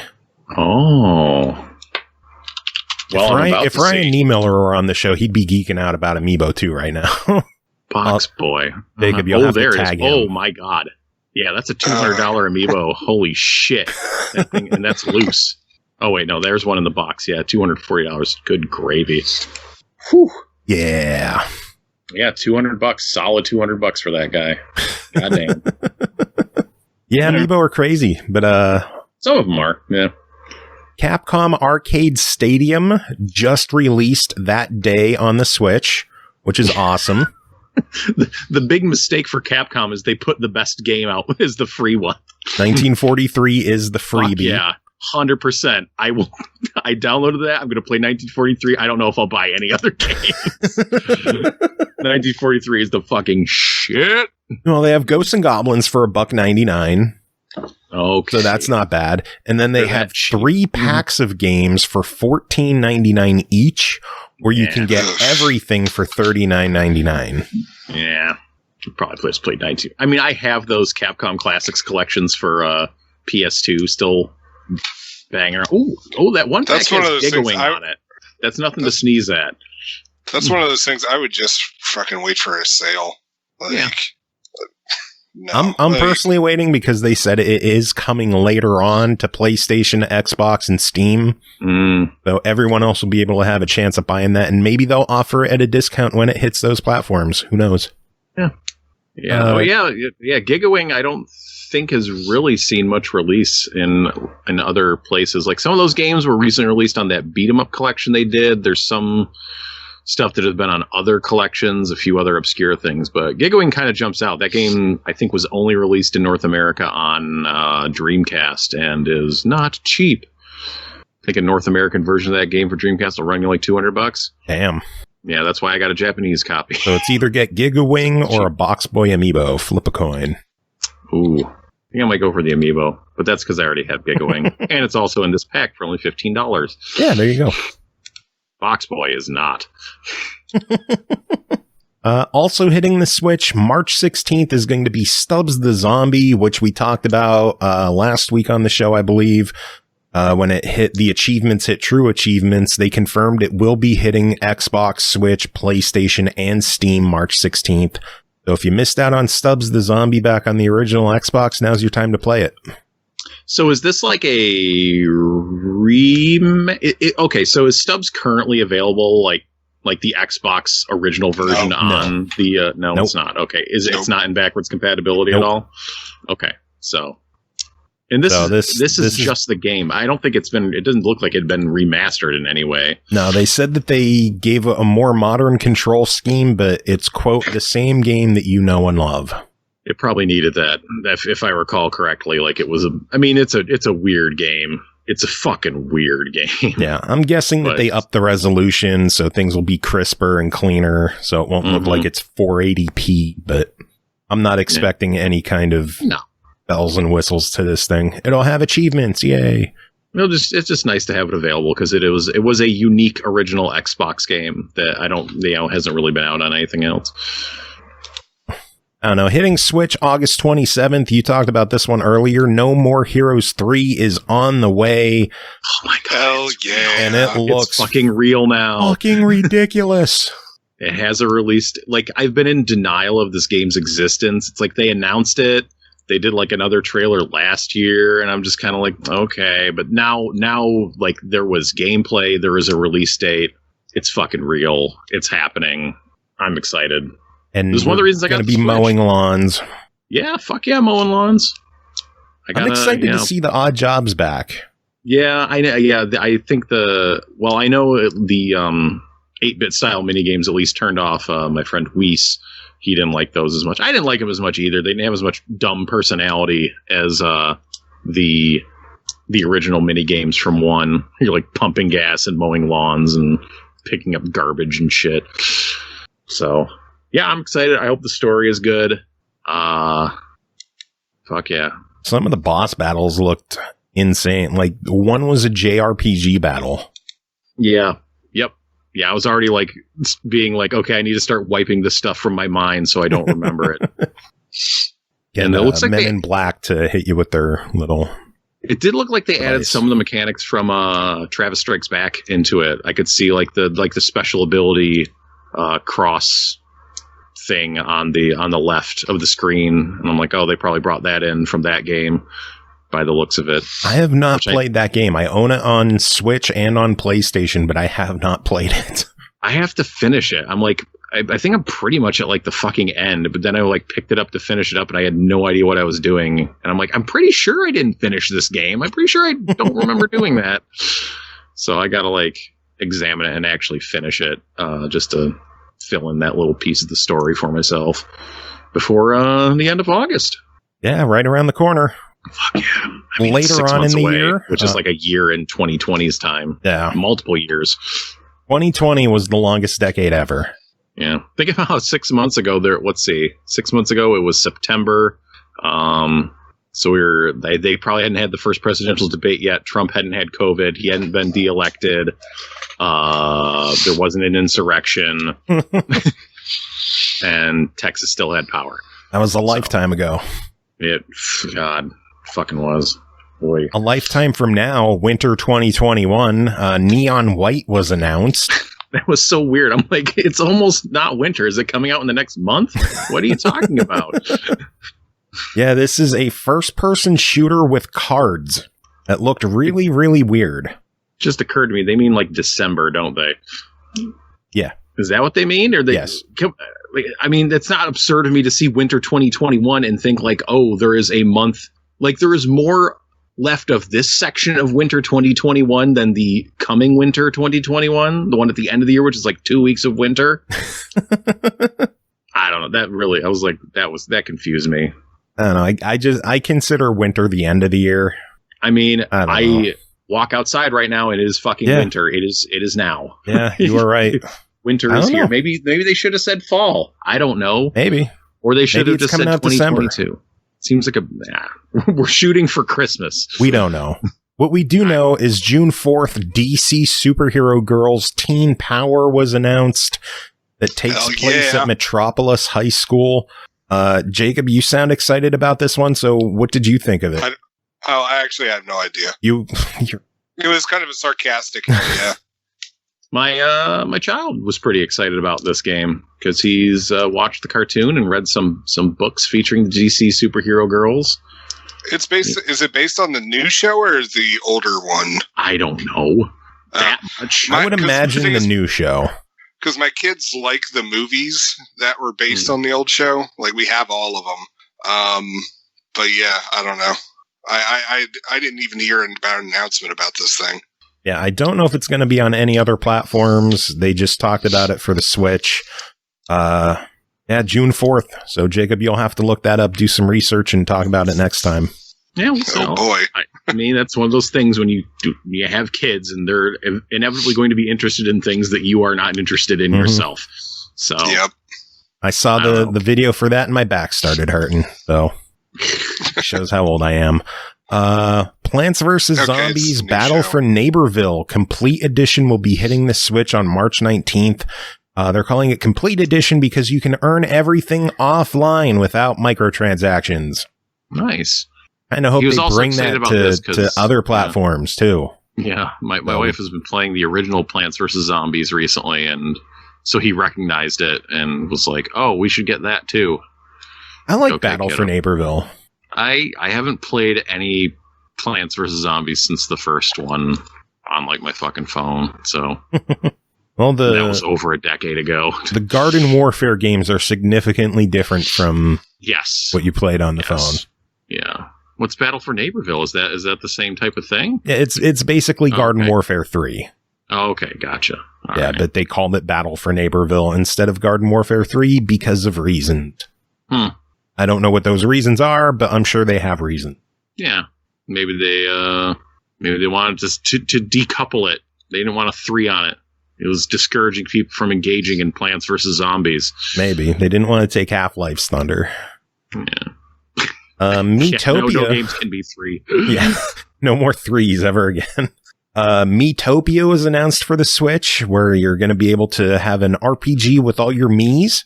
Yeah, it's like Street Pass games, except a full fucking game. Yeah. Right? And, dude, like, is there even a way to share Miis on the Switch? I don't think so. Like, at least on the Wii, we could send messages and include each other's Wii and have the Miis and have a Mii parade and take some Miis off the street and have your own collection. Like, I don't have any Miis on my Switch. Just me. Yeah. It's my RPG is going to suck, but I'm excited. It looks interesting. So, yeah, no, the lady wife liked the look of it. I mean, sometimes you just need a simple-ish looking RPG. You know, it might be like a fucking Mystic Quest sort of situation, you know, a little bit more of a beginner RPG type game. Not everything introductory is for everybody. RPGs are always good. Get more people into the genre. Yeah. Hey, you know, people dunk on fucking Nintendo games in general, and specifically their like training wheels modes, but that is how my kid can play video games by himself. So eat my ass. I can put him in front of Mario Kart and have peace and quiet. Mario items are going to be coming to Animal Crossing in March. A lot of them, too, by the look of it. Yeah. Like, that fucking island was the Mushroom Kingdom. Coins and blocks and friggin' costumes, working warp pipes. Working warp pipes is really interesting for, quick travel, baby. Flags. Yeah, that's a lot of stuff. So Animal Crossing is coming up on its 1-year anniversary. Came out in March last year. I'm curious if we're going to continue to see them add new items and shit to the game, or whether it's like, okay, just go with the event cycle now, and that's it. Maybe. You think this 1-year anniversary with all the Mario items is like their last hurrah for the game? It could be, but or it might they just not put be. it on auto. I don't know. Because this is it's not an event. It's just adding items. So I could definitely see them adding more items. I don't know if you're going to see more seasonal events. I hope they keep adding stuff, because this is the first Animal Crossing game. I'm like, I still play this game. I played it this fucking week. I'm scared to go back to my town. I don't want to know how many weeds are there. I'm going to get chewed out by everybody. You haven't been here in 10 months. What have you been doing? I've been playing other shit, Nintendo. Like, yeah. It's just been on because, you know, my kid plays and my wife plays. So, like, usually there's always somebody diddling around with it. And then, you know, I didn't play it a ton in the fall, but I've had the itch a little bit more lately. Been doing some more stuff with my island, and building snowboys has been fun. So, I just keep playing this game. Just pop it into it every now and then. More than I played any other Animal Crossing. Nice. So, I might have to hope fire they keep it up. adding stuff to it. Yeah. Project Triangle Strategy was revealed from the Octopath team, which will be coming out in 2022. Seems far away, but they have a demo available that you could check out now. I have played the demo. And what are your thoughts? I think so. I am super. It's like this. Like the trailer started, and I started to parse together like what it was, and that it was a tactics game. And I'm just like trying not to get my hopes up too high, because my God, do I want like a fucking new Final Fantasy Tactics type game to just suck me in. Yeah. So the demo, it seems to be like across like a few chapters in the middle of the game. I only played one chapter. It took me like an hour. Which had one battle in it. I mean, their art, go figure, is fantastic. Their art looks great. The art was great in Octopath. The art in this also looks great. It seems to be setting up a story of intrigue between 3 warring factions. There is decisions to make along the way that will affect how things play out in the game, which leans it a bit more into tactics ogre territory, which is good, by the way. Yeah, the party of characters, they give you, a bunch of different skills. There's like healer, buffer, assassin, bow lady on a bird, dude on a horse, different characters with different abilities. So Like, I'm just not sure about... It seemed like, so my characters were leveling up and they were just learning skills as they leveled up. So it seems like they might not have the kind of extensive, like, job system tech tree that Final Fantasy Tactics had, which would be a bummer because, boy, do I want something like that. But I'm not sure. That just kind of seemed that way. Maybe there's that on the back end, but I definitely, I want to cross class. I would love to be able to, equip passive and reflexive and movement abilities to my characters. Because being able to customize like weird and super overpowered characters in Final Fantasy Tactics is part of what makes that game work, or part of what puts it on the next level, I guess I should say. But it seems good. Seems like the pieces are in place. Like when I saw them being like, oh, the height, your elevation on the battlefield will make a difference. And it does. Put archers up higher. There's some abilities where it's like, oh, if you're using this ability from a higher elevation, like you're pouncing on an enemy, it will do more damage. That's cool stuff to like just to get you considering about positioning. Like the game doesn't have to be Final Fantasy Tactics again to be good. So I am optimistic at this point. And it's from the Octopath team, so yeah, it's not going to be bad. Yeah, I mean, like that game, it wasn't phenomenal. I guess I thought it was good. I thought it was pretty solid. Like I think the story could have been better, just in the fact that like you pick up these characters and their stories kind of run in parallel and don't really intertwine. Like I thought the battle system was great, the art was great. And then, like, the stories, when you're doing this character story and they're in the lead and they're doing their story thing and, like, but they don't, they didn't really come together as much. But, I still thought it was pretty solid RPG. Looked really good, had good systems in it. It was most of the way there. So. You want to know what game is going to have people coming together? What game is going to have people coming together, Joe Cam? Star Wars Hunters, which was announced for 2021, which is a competitive free-to-play shooter. Jacob, what did you think of that? I don't know. I mean, it's just like, I thought it looked interesting. It was only announced for the Switch, though, right? I don't know if it's coming to anything else. I'm not sure. Because I don't recall it being announced for anything else, and I was just kind of like, oh, that's an odd choice. I don't know. I mean, it's okay. I don't know if they're trying to get in on like that Fortnite action or whatever. But I'm at the point in my life where I just don't care about online multiplayer for stuff, and so it was just kind of like, all right, let the kids have their thing. Raider Biz is saying it is mobile and Switch. That doesn't. It's wait a second. Yeah, it is. Hold on. It is actually a trap. It's a Zynga game.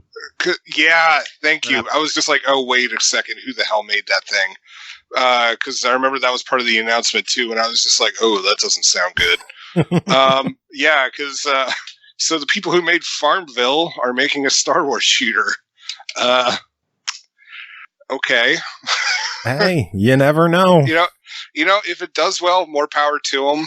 Hey, it's free, so. If it doesn't, then immediately you should have known Farmville makers making a shooter. Yeah.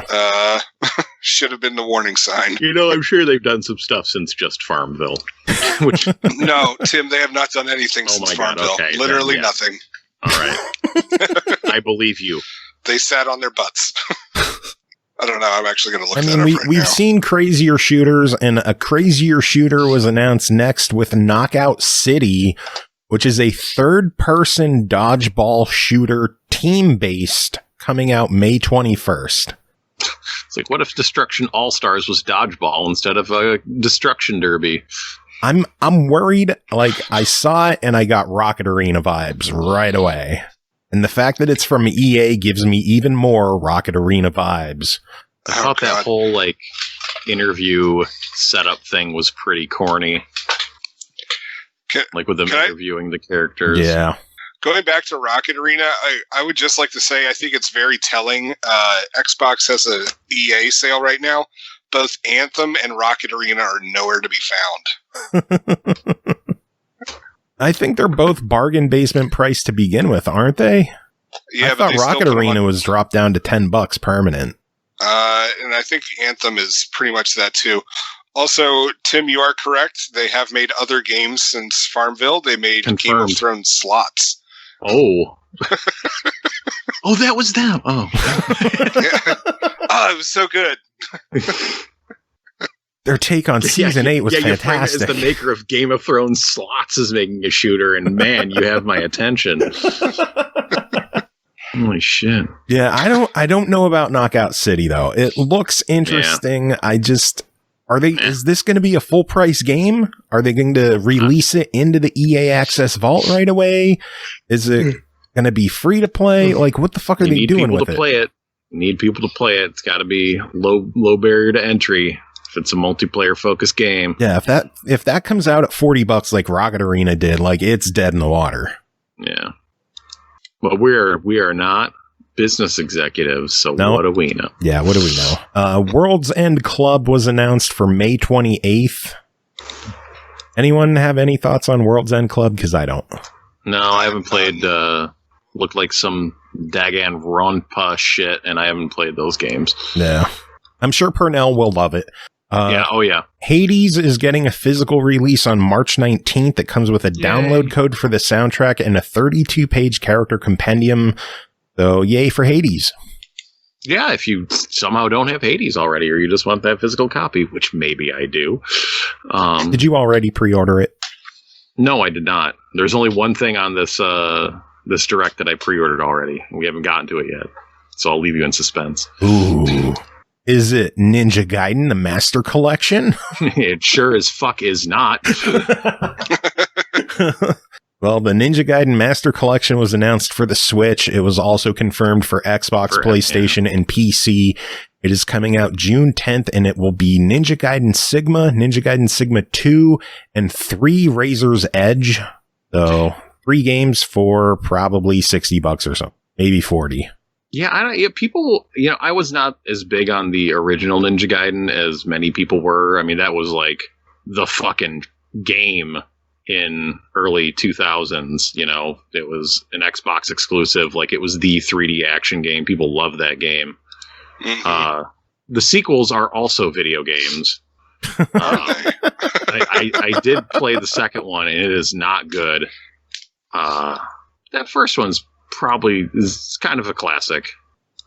2 seem to be generally regarded as pretty good, but the third one wasn't. Yeah, the second one's just kind of generic. I don't know. I just like that first. I remember how fucking difficult that first game was, and it's just what always drove me up the wall is that I was good enough to just repeatedly die over and over again, but I wasn't bad enough to trigger the ninja dog difficulty or like lack of difficulty, and so the game just constantly kicked my ass, and I never beat it. I don't even think I got like a third of the way through. I did beat it. Really? I'm pretty sure I beat. I know I beat the second one. I'm pretty sure I beat the first one as well at some point. Well, if you don't want to wait until June 10th, Ninja Gaiden Black, Ninja Gaiden 2, and Ninja Gaiden 3 Razor's Edge are all playable on Xbox through backward compatibility. Yeah. Or wait until June 10th and get a collection of all of them.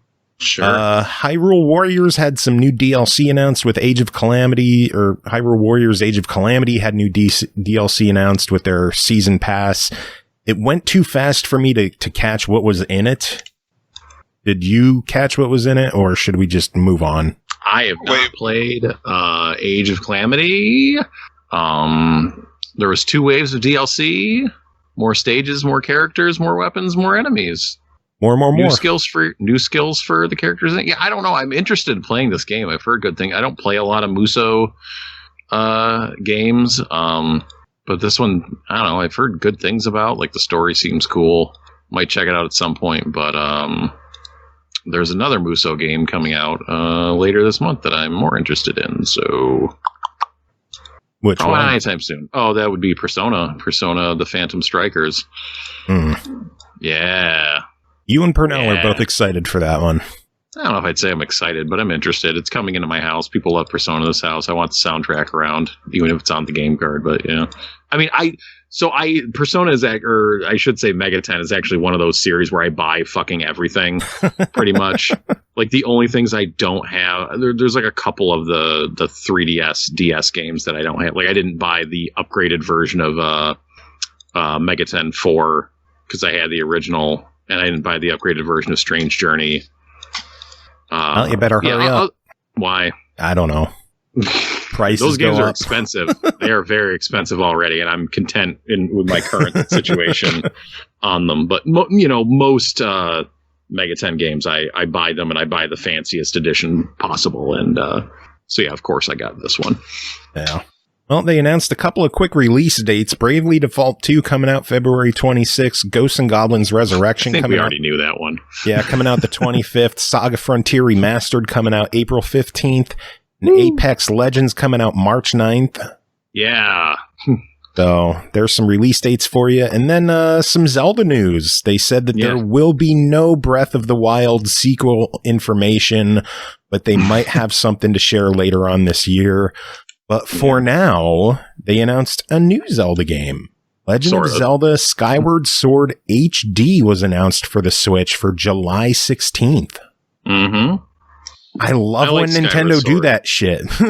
Yeah. Here's a new game. It's coming out in 4 months. Yeah. They do that quite a bit. Yeah, I don't know. I feel like Skyward Sword, people ended up not liking it as much in the end. But I liked it quite a bit. I thought it was really fun. I think a lot of people didn't enjoy it because of the motion controls. Well, I think like one of the things is that you end up, there's like 3 areas on the surface, and you kind of ending up having to go back to them with like different conditions going on. But you're essentially still revisiting the same areas, so it's like a little bit samey. I think that's what people had the most beef with, but I felt like the puzzles were good, like the enemies are good, like the art is good. I like the sword play, played with a Wii Remote Plus at the time. Now playable with either your right stick or with you can just decouple them to you can play with them loose in your hands, the grips. Yeah, Joy-Cons. And if you want special Joy-Cons, they're releasing special Skyward Sword Joy-Con. And you know what, Joe? I do want them. Did you pre-order them? Those are the things I pre-ordered. Dude, they fucking sold out so goddamn fast. When I saw that they'd been up at GameStop, they were already sold out. So I jumped on them on Best Buy as fast as I could. People are grabbing those things up to fucking scalp them. And I hate that they look so goddamn cool and that I wanted them immediately. But here we are. And so now I pre-ordered a set of fucking Joy-Cons, even though I have enough Joy-Cons in my house. I only have the 2 that are on the system, so if I could actually find a pair of these when they're out, I'll probably pick them up. Yeah, I did. I got a set of Joy-Cons like a couple years ago because they were mistakenly on clearance at Walmart for like 30 or I think it was like $25 for the set. Damn. Oh yeah. But these are just look goddamn cool. So here I am, fucking dumbass Nintendo fan, playing into their shit. You got me, you dicks. I guess I'll get the game as well. Why not? Yeah, you might as well. Might as well. I'm sure it'll be full price. So. Yeah, absolutely. Then they'll get you ding you for Wind Waker HD and Twilight Princess HD later in the year, and I'll fucking get them both. I'll buy those again as well, even though I have them both for the Wii U. Nintendo, you bunch of bitches. Just that'll be those are the last 2. Once those 2 are out, then the Wii U can.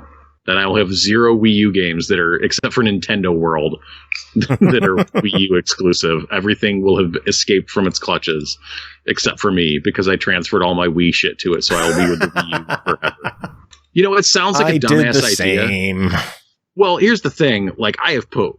1, I had a Wii that broke, and I had to get it repaired. 2, I did not put many hours on that Wii. I've put almost as many hours into Animal Crossing New Horizons as I did into my Wii U in total. Because it was under 200 hours I put into my Wii U. Yeah, so, I mean, whatever. It's a nicer system to play Wii games on, and there's some, whatever. But, that can fully pass into being a footnote in Nintendo history at that point. Yeah. Mario 3D World is out. That game is fucking great. And, get those Zelda HDs, and then it's over. It's over. All that remains is Funky Good night, Barn. sweet prince. Yeah. Anyway, final game that they announced on the Nintendo Direct was Splatoon 3 is coming in 2022. We stopped doing new things for Splatoon 2 because we're making Splatoon 3. I mean, that's kind of how things go. But. Yeah, that is exactly how things go. But, yeah, I don't know. I wasn't I mean, Splatoon is cool, and I know people love Splatoon. Some people love Splatoon, so... That is a cool and big announcement, even if it's not like up my specific alley. And the music in the trailer was great. Of course it was. It was so good. But that was the Nintendo Direct. Mm-hmm. A lot of good stuff Pretty announced. solid. Really solid Direct. I'm excited for Nintendo's future. I think they're an upstart company that has a bright future, and we should keep an eye on them. Yeah. Yeah, I mean, they really just... Nobody really pays attention to them. Hopefully they get some notice with this announcement. Yeah, we'll see. There was more news for the week, though. We should probably dive into the rest of the news. Yes, we should. Yeah. Deathloop will be launching on PS5 and PC on May 21st. It will be a $60 game, not a $70 game. And it will be console exclusive for 1 year. Yeah. You love console exclusives, don't you, Joe? Well, this is the funny one because it's going to be a Microsoft exclusive on PlayStation. Yep. So that's a funny contracts. One. Yeah, it is. Hooray. A lot of Game Pass news. A bunch of games joined Game Pass February 18th. PC got Code Vein. Console and cloud got Pillars of Eternity 2 Deadfire. It's a good game. I recommended it last year when I reviewed it for the SML podcast. Ooh, they sound interesting. And then Wreckfest hit everything. I'm excited about that one. Wreckfest I thought was really cool, and hopefully this bumps up the player base. Yeah. Not a Wreckfest fan? Like I haven't played it, I guess, so I could check it out. So it's like usually every month when there's a Game Pass announcement, there's always like one thing where I'm like, oh, cool, it's that game that I've been meaning to play. And this month didn't have that, which is fine, because then I can fucking catch up on the last 3 or 4 months of that I haven't gotten to do. So, like Code Vein is one of those, which that came out on console like 2 months ago on the Game Pass, and I haven't gotten to fire it up yet. So, well, now you can do it on PC instead if you want. I don't. Okay. But February 23rd, good console and cloud is getting Killer Queen Black. Yeah.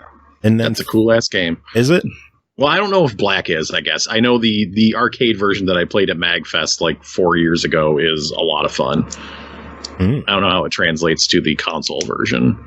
We will be covering the console version soon on the show, and we might have an interview coming up as well. So, oh, cool. Keep your eyes peeled, and we'll have something there. I have the Switch version because I got it on sale at some point. It's been on the Switch for a little while now. Yeah. Well, it's finally coming to Xbox next week. Finally. Been a while. And then February 25th, Super Hot Mind Control Delete is hitting PC. Super hot. Super hot. Can't not do it. Elite Dangerous is hitting console. And then I'm excited about this one. What? Dirt 5 is hitting Game Pass. Didn't that just come out? Yeah. Just in, I think, November it came out? Something like that. Yeah. All right. Yeah. Dirt 5 already hitting Game Pass February 25th. So give that one a go. That was one of my favorite games of last year. And they have new content coming out next week as well. The new events are going to be hitting the game. Good shit. Never been a better time to jump into dirt. Exactly. Jump into dirt.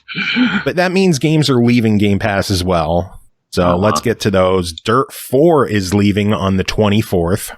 Bye, you old piece of shit. Peace, bitch, deuces. And then on March 1st, we're losing Momodora, Reverie Under the Moonlight, Oxenfree, Jackbox Party Pack 4, Vambrace Cold Steel, and Mother Russia Bleeds on PC. Oh, that's a fun game.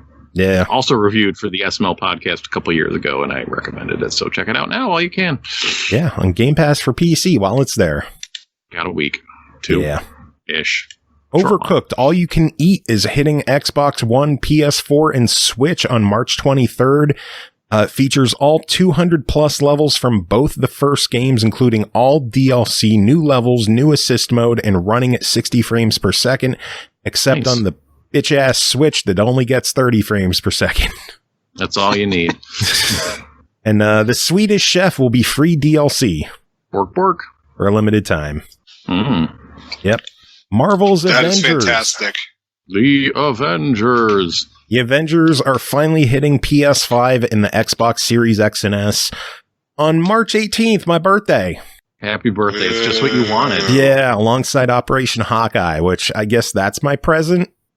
Dude, so like the first character they added was Kate Bishop Hawkeye, and the second character they're adding is Clint Barton Hawkeye? What the fuck? Seriously? I think that's a weird decision. I like that game. I should fire it up and check out Kate Bishop. And Spider-Man still isn't in the game for PlayStation. I don't know. This game is on a disastrous trajectory. Yeah. Currently, it's 50% off on for I think all consoles. Dude, that campaign is worth it. Now. The campaign is a lot of fun. I think the game is fun, and if you can get it for cheap, all the better.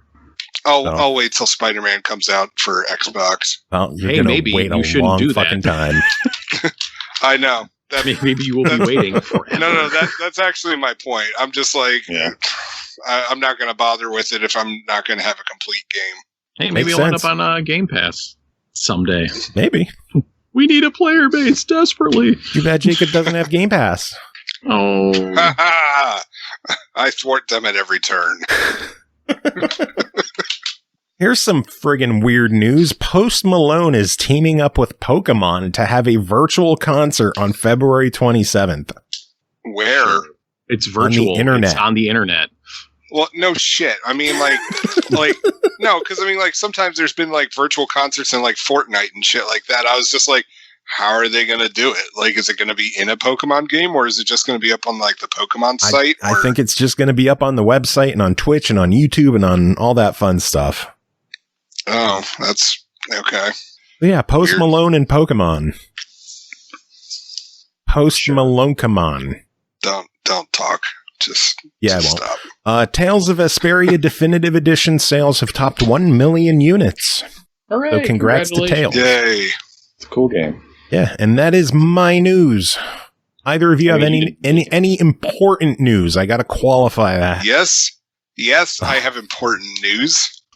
Okay, right. What do you have?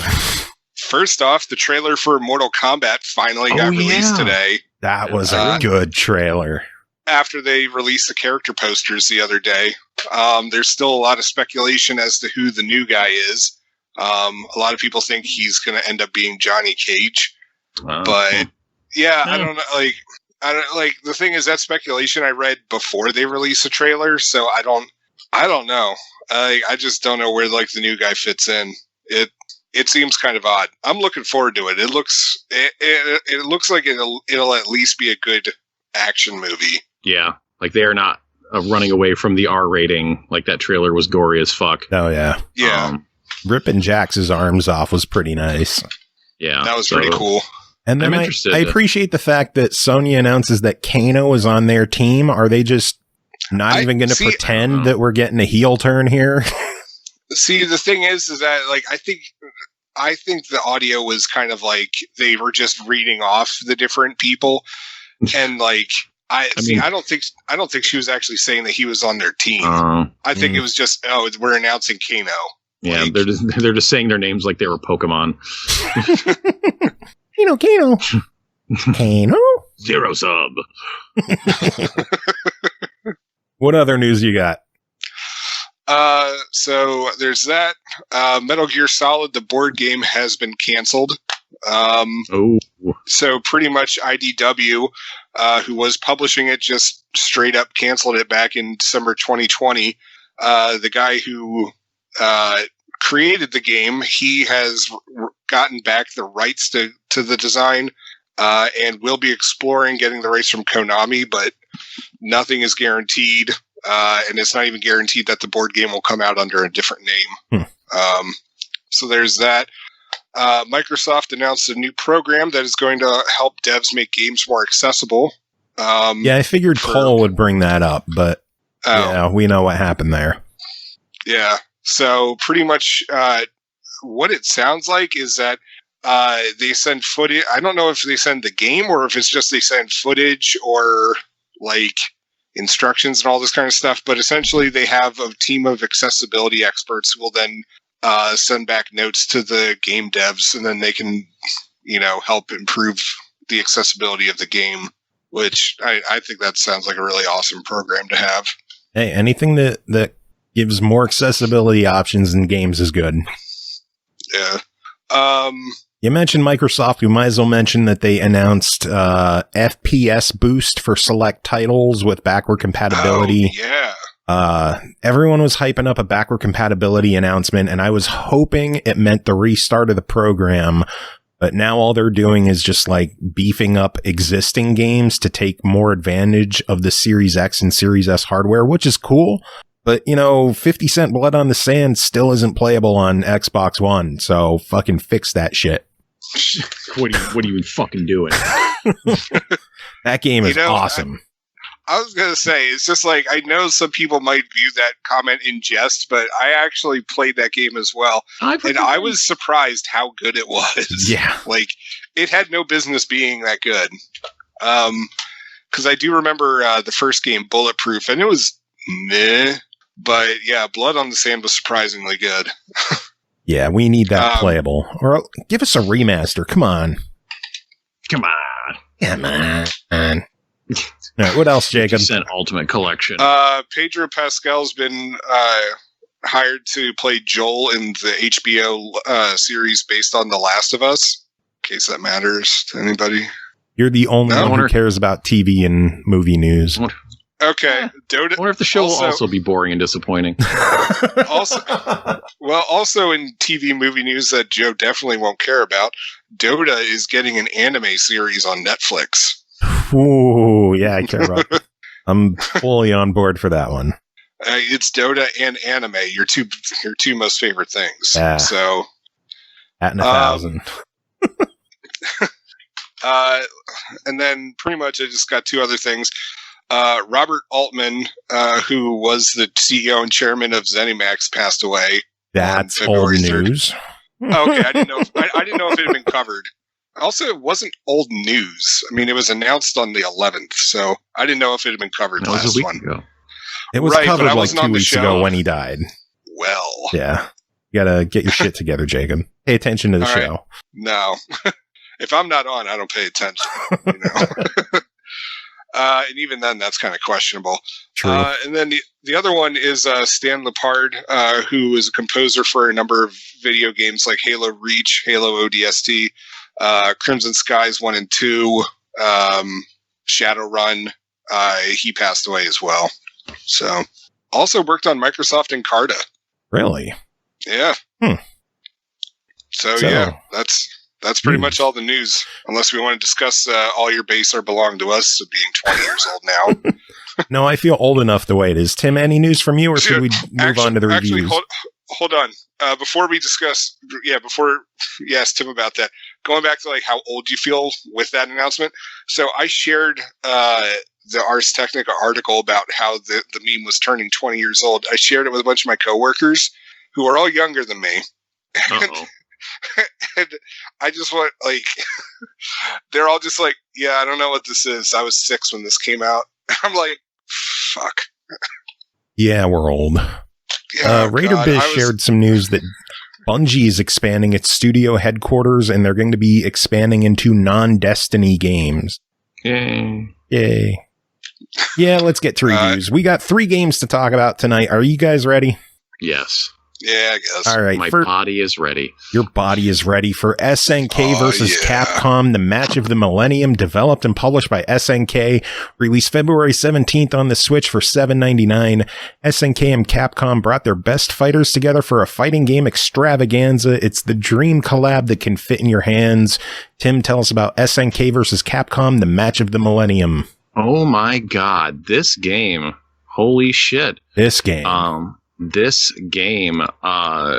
kind of the lost entry to the SNK Capcom series, because it was on Neo Geo Pocket, and nobody had one except my friend Dave, who actually had one. So I actually played this game on a Neo Geo Pocket like once or twice. Ottavino?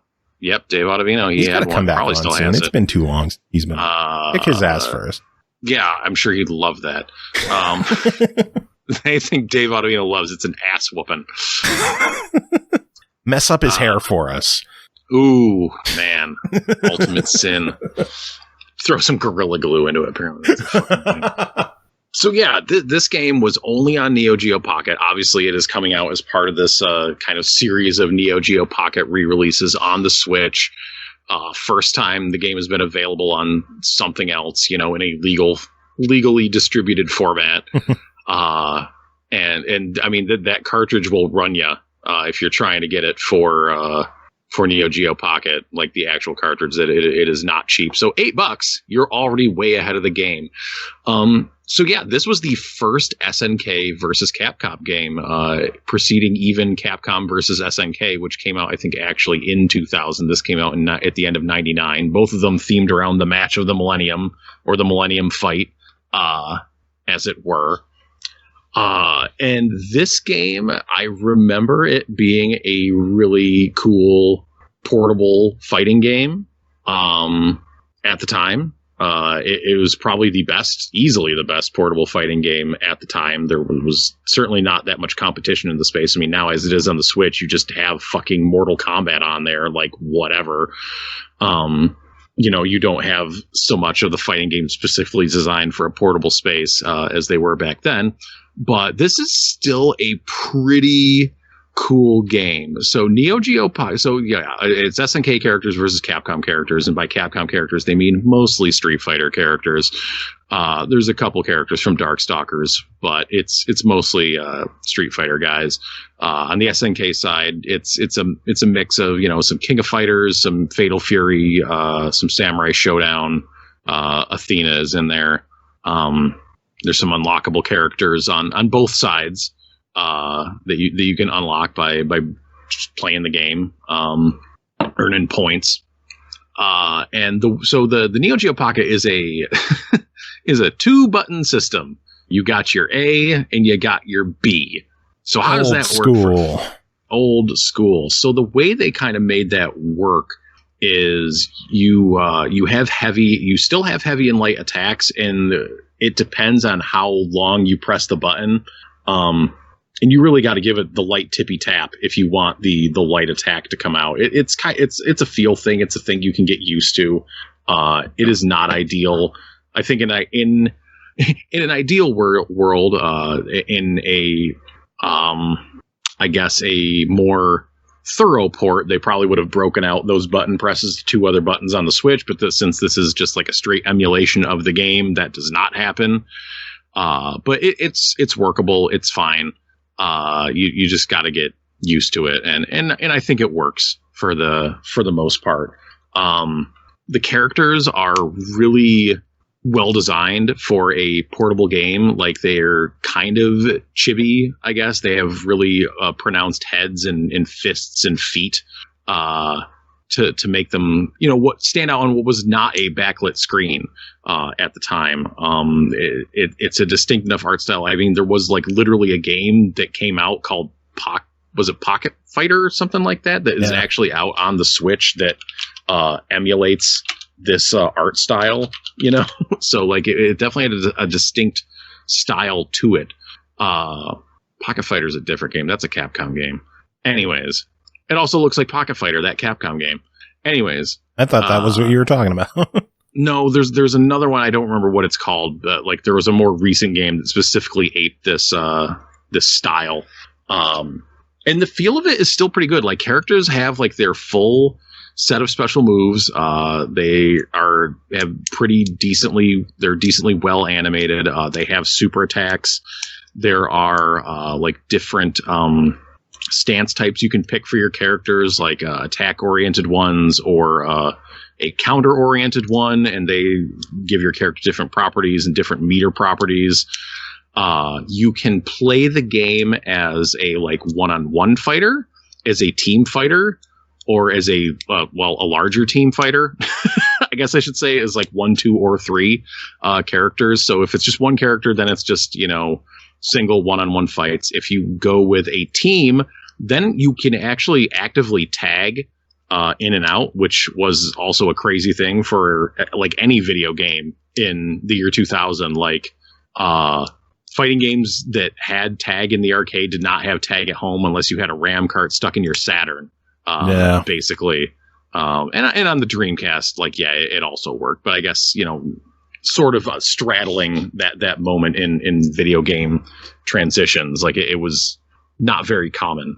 And if you have a 3-character team, then it kind of plays out like a King of Fighters thing, where just one character dies and then the next, well, not dies, they're knocked out. I don't think they're murdering each other. This isn't Mortal Kombat. You knock one character down, then the next character comes in. So there's that going on. Each character, in the arcade mode, there's like a little bit of a story which plays out pretty much the same for each character. Like, their dialogue is different, but it's like, Geese Howard and M. Bison are teamed up and doing bad shit. And you play through a few levels, and then there's kind of like the last 3 levels are always the same, where you're fighting like a team of clones, and then you fight the team of Geese and Bison, and then you fight either evil Ryu or extra evil Iori, as it were. But on top of that arcade mode, there's a training mode, there's versus mode. They have a event mode, or it's like Olympic mode, which has some unique modes in it. Some of the modes are just like your kind of your standard like score attack, like endurance battle, like time attack type shit. But there's some other like weird stuff in there as well that is interesting to play around with, and you'll see some other characters that aren't in other parts of the game in there as well. As far as the port goes, so when you start up the game, you will see an entire Neo Geo Pocket Color on your Switch screen. You can zoom it in so far as that basically like the Neo Geo, like the actual play screen, will go to the top and bottom of your Switch with like a little bit of extra frame on the side, which is how I preferred to play. And it comes out to a decent size. And I think it looks good because the characters are so chonky as it is. It is playing it in Neo Geo Pocket Color. So the characters are, they do have color. The backgrounds are full color. So there's that. I think it kind of would have been cool to have like a straight black and white mode on there, which I did not see. There is not like a ton of options in the system menu. Just like a little bit of zoom adjustment, and you can pick different colors for your virtual Neo Geo Pocket. You have the game manual there, which you can pull up and flip through and zoom in on, which is how you would access a move list, because the game did not have a built-in move list. So you pull up the manual and you flip the pages to the character you want to look at and see what their moves are. Pages. Yep. Yeah. And that's about as crazy as No Time for Games, who just subbed for 33 months. Oh my God. Well, we have to keep going for another year and a half, 2.5 years there, 3 years. That's a number of years. Yep. So we are now committed for another like 200 episodes. Shit. But thank you. Look what you did, Joe. Look what you fucking did. Yeah. So anyway, SNK versus Capcom. So yeah. Sounds like another winner. So $8 on it. What do you think? So yeah, that's well worth it at that price. I think, like, it's significantly cheaper than actually owning it. That, but it is a not to mince words here. It is still a portable fighting game from 20 years ago. It's not like it holds up in the likes of Guilty Gear Strive or anything like that. But I think it does hold up like in its own way. It is a little bit simplistic, but and it's just such a cool piece of history. The one caveat is a piece of news I've been holding in my back pocket. Is that SNK announced that they're doing a compilation of their recent Neo Geo Pocket Color releases into an all-in-one compilation for the Nintendo Switch, which would include this game as well as Samurai Showdown 2 and Gal Fighters and King of Fighters R2, Fatal Fury, First Contact, and Last Blade Beyond the Destiny. So maybe, I don't know, it might be like they didn't announce like a release date or a price, so it might be worth waiting to hear or see how that plays out. And if you want to buy the whole compilation, because I certainly probably almost definitely will. After having, I haven't checked out any of the other releases yet, but having played this one, I'm definitely more interested in checking them out. So yeah, compilation coming. So keep an eye out for that. Either way, it sounds like you should own it at some point in time. Yeah, it's such a fucking cool game. It's so cool. I really like it. And I love seeing them bring these titles to the Switch. I mean, this is shit you wouldn't find anywhere. Yeah.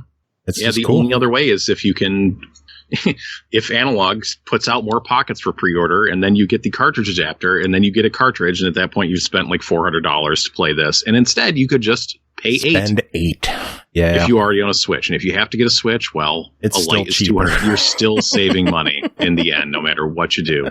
I heard there's a Monster Hunter one coming out. Maybe you like that one. I don't know. There you go. There you go. All right. Well, Tim, that's it for you. We'll let you get going. Yeah. Thank you as always for being here. Do you have any final words? I don't think I do. I don't. Sorry. Gonna watch Elimination Chamber on Sunday?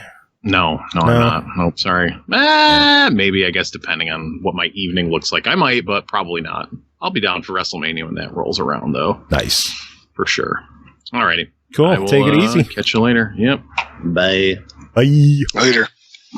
All right, Jacob, you ready for your 2? Yeah, I guess. All right, because the next game to talk about is UltraGoodness 2, developed by Rasul Mono, published by Ratalaika Games, released February 9th on PS4 and PS5, 10th on Xbox One and Series X and S, 12th on the Switch for $4.99. UltraGoodness 2 is a bloody mess of a dynamic and fun action game about the struggle between good and evil in the world. Dark forces are ready to be torn to pieces in this bloody action game, but now it's blended with time manipulation and the availability of a permanent companion cat, which already earns bonus points for me. Jacob, tell us about UltraGoodness 2. So it's a top-down shooter, and you're pretty much just like running around inside this forest, and you have to pretty much destroy a bunch of traps, avoid some traps because they can't get destroyed. And then there's just all sorts of enemies that are coming at you, whether they're killer rabbits, like little devil creatures, these huge like bat-like things. I don't know. Exploding what the hell mushrooms are always fun. Yeah. Oh my God. The exploding mushrooms were fantastic. Cause they made some of the levels hell of a lot easier. But yeah, it's just, you're running around and you just shoot everything. And then once, like it's through like a maze of a forest. And then like, once you've taken care of everybody, you just warp to the next level and wash, rinse, repeat. Yeah. This like, isn't a very complex game. No, it's fairly simple. It's straightforward. You know, I mean, I've been enjoying these kind of games since, what the heck was it? I made a game with zombies in it for the Xbox 360, if you remember that. Yeah.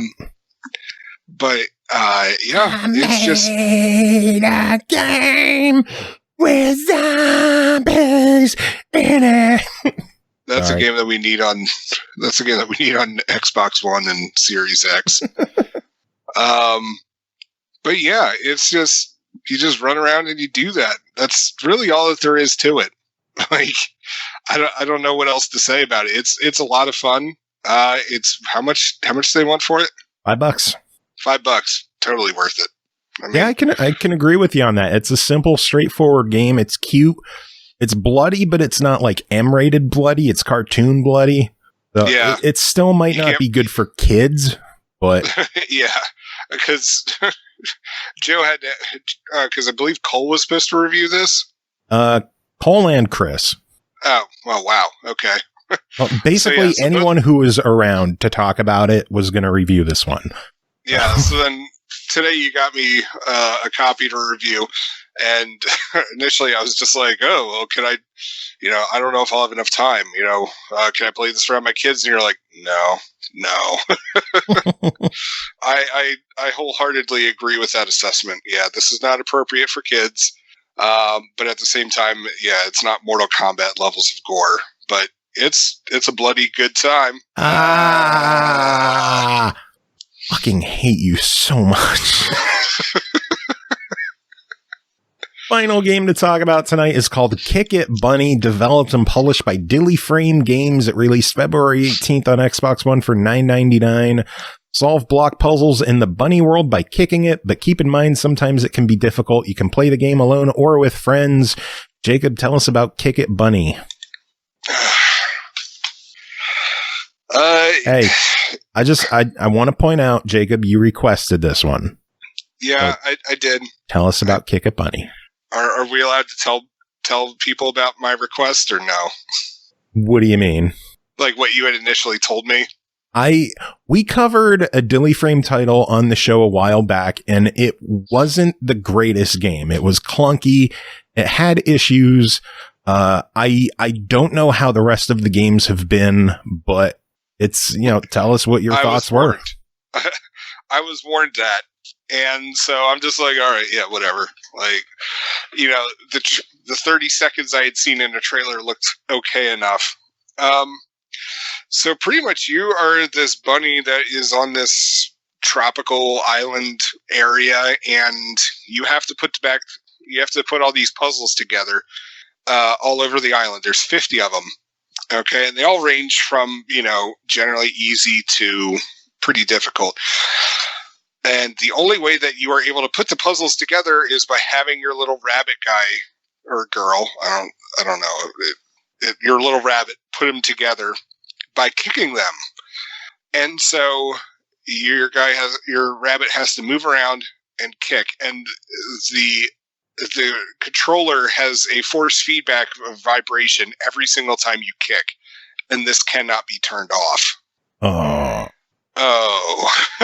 And as soon as I realized that, I was just like, oh, this is not going to get better. So when you're doing the puzzles, each area that you get to, you're going to notice that there's only 4 puzzle pieces out.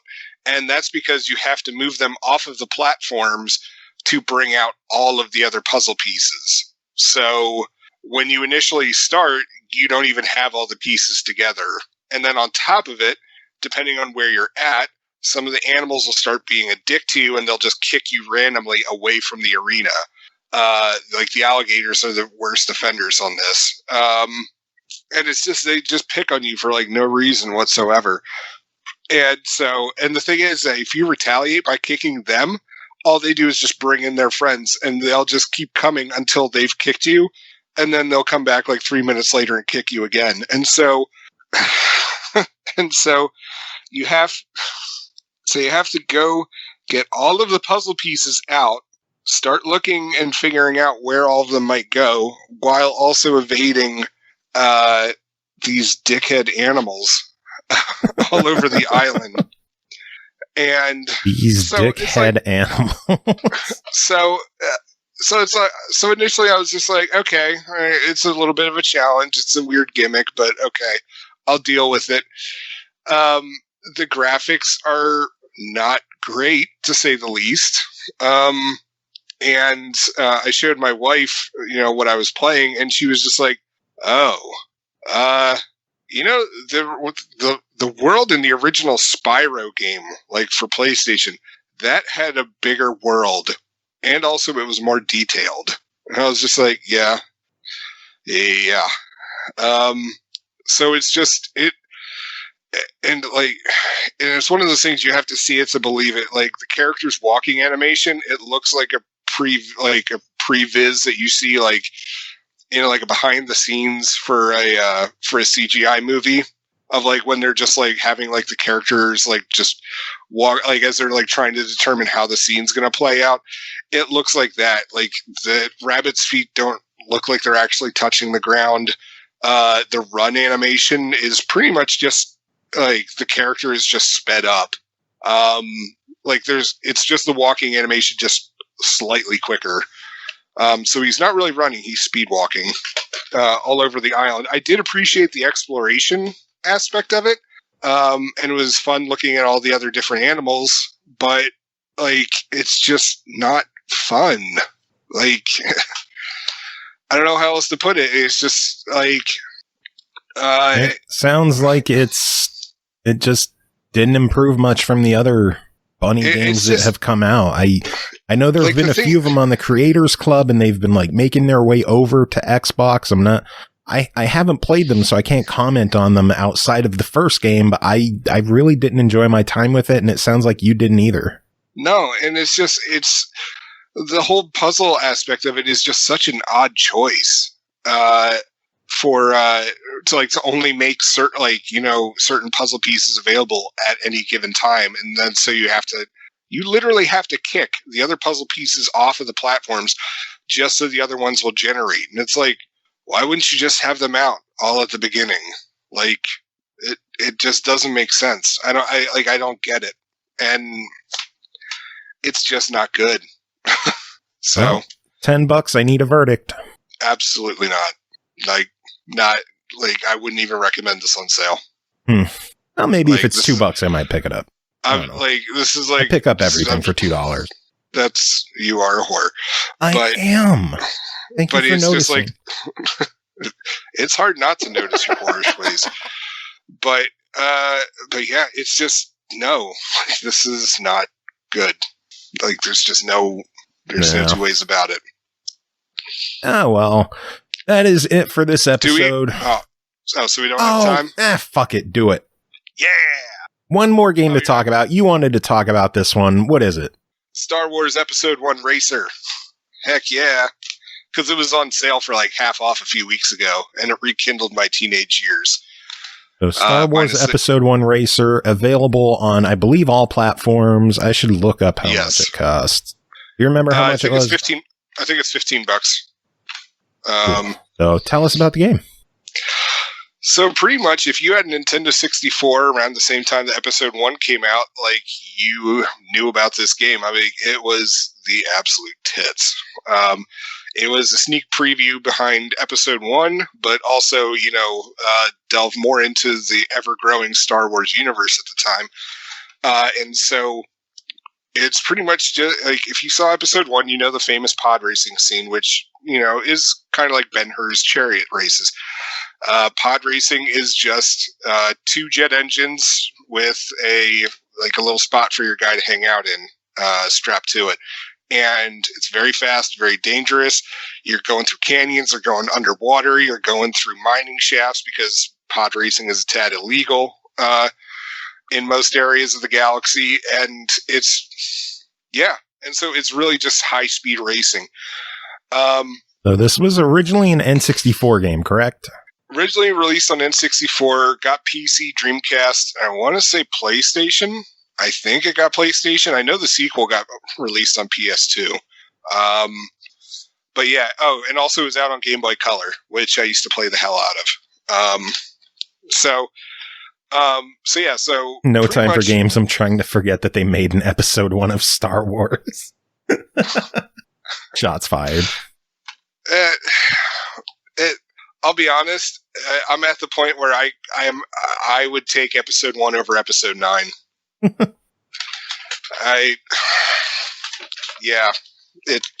Anyway, all right, that's neither here nor there, because we're here to talk about the game. Anyway, so as you go through the races, you unlock more pod racers and their vehicles, which, of course, gives you more options. And as you continue to race, your pod racer breaks down, like the different parts, and so you have to replace them. So you can either buy, used parts or brand new ones. But provided that you don't suck, it really shouldn't be an issue to be able to buy new ones as you need them. You can also buy pit droids, which help slow down the deterioration of your racer. So with that, it's a straight port. I mean, obviously the controls have been, righted for Xbox and PlayStation and Switch and all that kind of stuff, because you're not playing with a 64 controller anymore. And yeah, it just feels right. Like, the graphics, I don't think have actually been improved. If they have, then, I mean, the game... I'm sure they got a resolution bump, but overall it's probably still the same game. I was going to say, it's not... if there is a resolution bump, I didn't think it was that noticeable. I'll tell you now, look at his screenshot and then look at an N64 game. There absolutely is a resolution bump. Okay. And the fact that it's in widescreen, like there was visual work done on the game. I'm guessing because it's from Aspyr, we're doing the stubs port. We're going to see the same level on that. Okay. So. I'm just trying to check out whatever. I could look later. I mean, it looked a lot like when I was playing Jedi Knight back in the day. So, although nowadays, now that like I've like watched like a lot of Boundary Break, like I'm now really curious as to like how the tracks were done and all that kind of stuff. But anyways, it just looks glorious. I'll tell you what, like you're going through that Boon to Eve Classic, which is the very first level that you get to go through. You're blasting through that canyon, like through that little tight hole in the canyon, like just going at 700 miles an hour. Oh my God, it feels so good. I am so glad that they re-released this game. It's a lot of fun. There's split screen multiplayer, no online, which whatever. But my only issue with the game is that they didn't really do a lot to explain the mechanics, and I kind of forgot how the turbo boost worked with that. And so I actually had to look that up, and then once I did, I was like suddenly winning races again because suddenly I remembered how to go fast. Faster, I should say. And from what I understand, all the old cheat codes are there in the game. From what I understand, they don't affect the achievements. So if you need some help winning those last few races, you can go off and do that. But yeah, I'm really glad that they took the time to re-release this game. I'm hoping that they do other games from that era, because one game that I really enjoyed that nobody else seems to remember is Battle for Naboo, which was another Episode 1 game. But I'd love to see that getting the same care and attention that this one did. So, well, $15 your verdict. Hell yeah! I mean, I bought it when it was 50% off, and I was just like, "Fuck yes!" $15 is also a fuck yes. Cool. All right. Well, then that's it for this episode. Made it through another one. Jacob, thanks for being here, hanging out, filling in for Cole, you and Tim. Shout out again. I don't know. I mean, we made it. Oh. Who would you rather be stuck on a desert island with? Cole or Tim and I? Oh shit! You'd throw yourself into the ocean, wouldn't you? Probably. Yeah, drowning sounds good. So, thanks again to Alexander and Pernell for the first half of the show. Hopefully that happens because I record it tomorrow.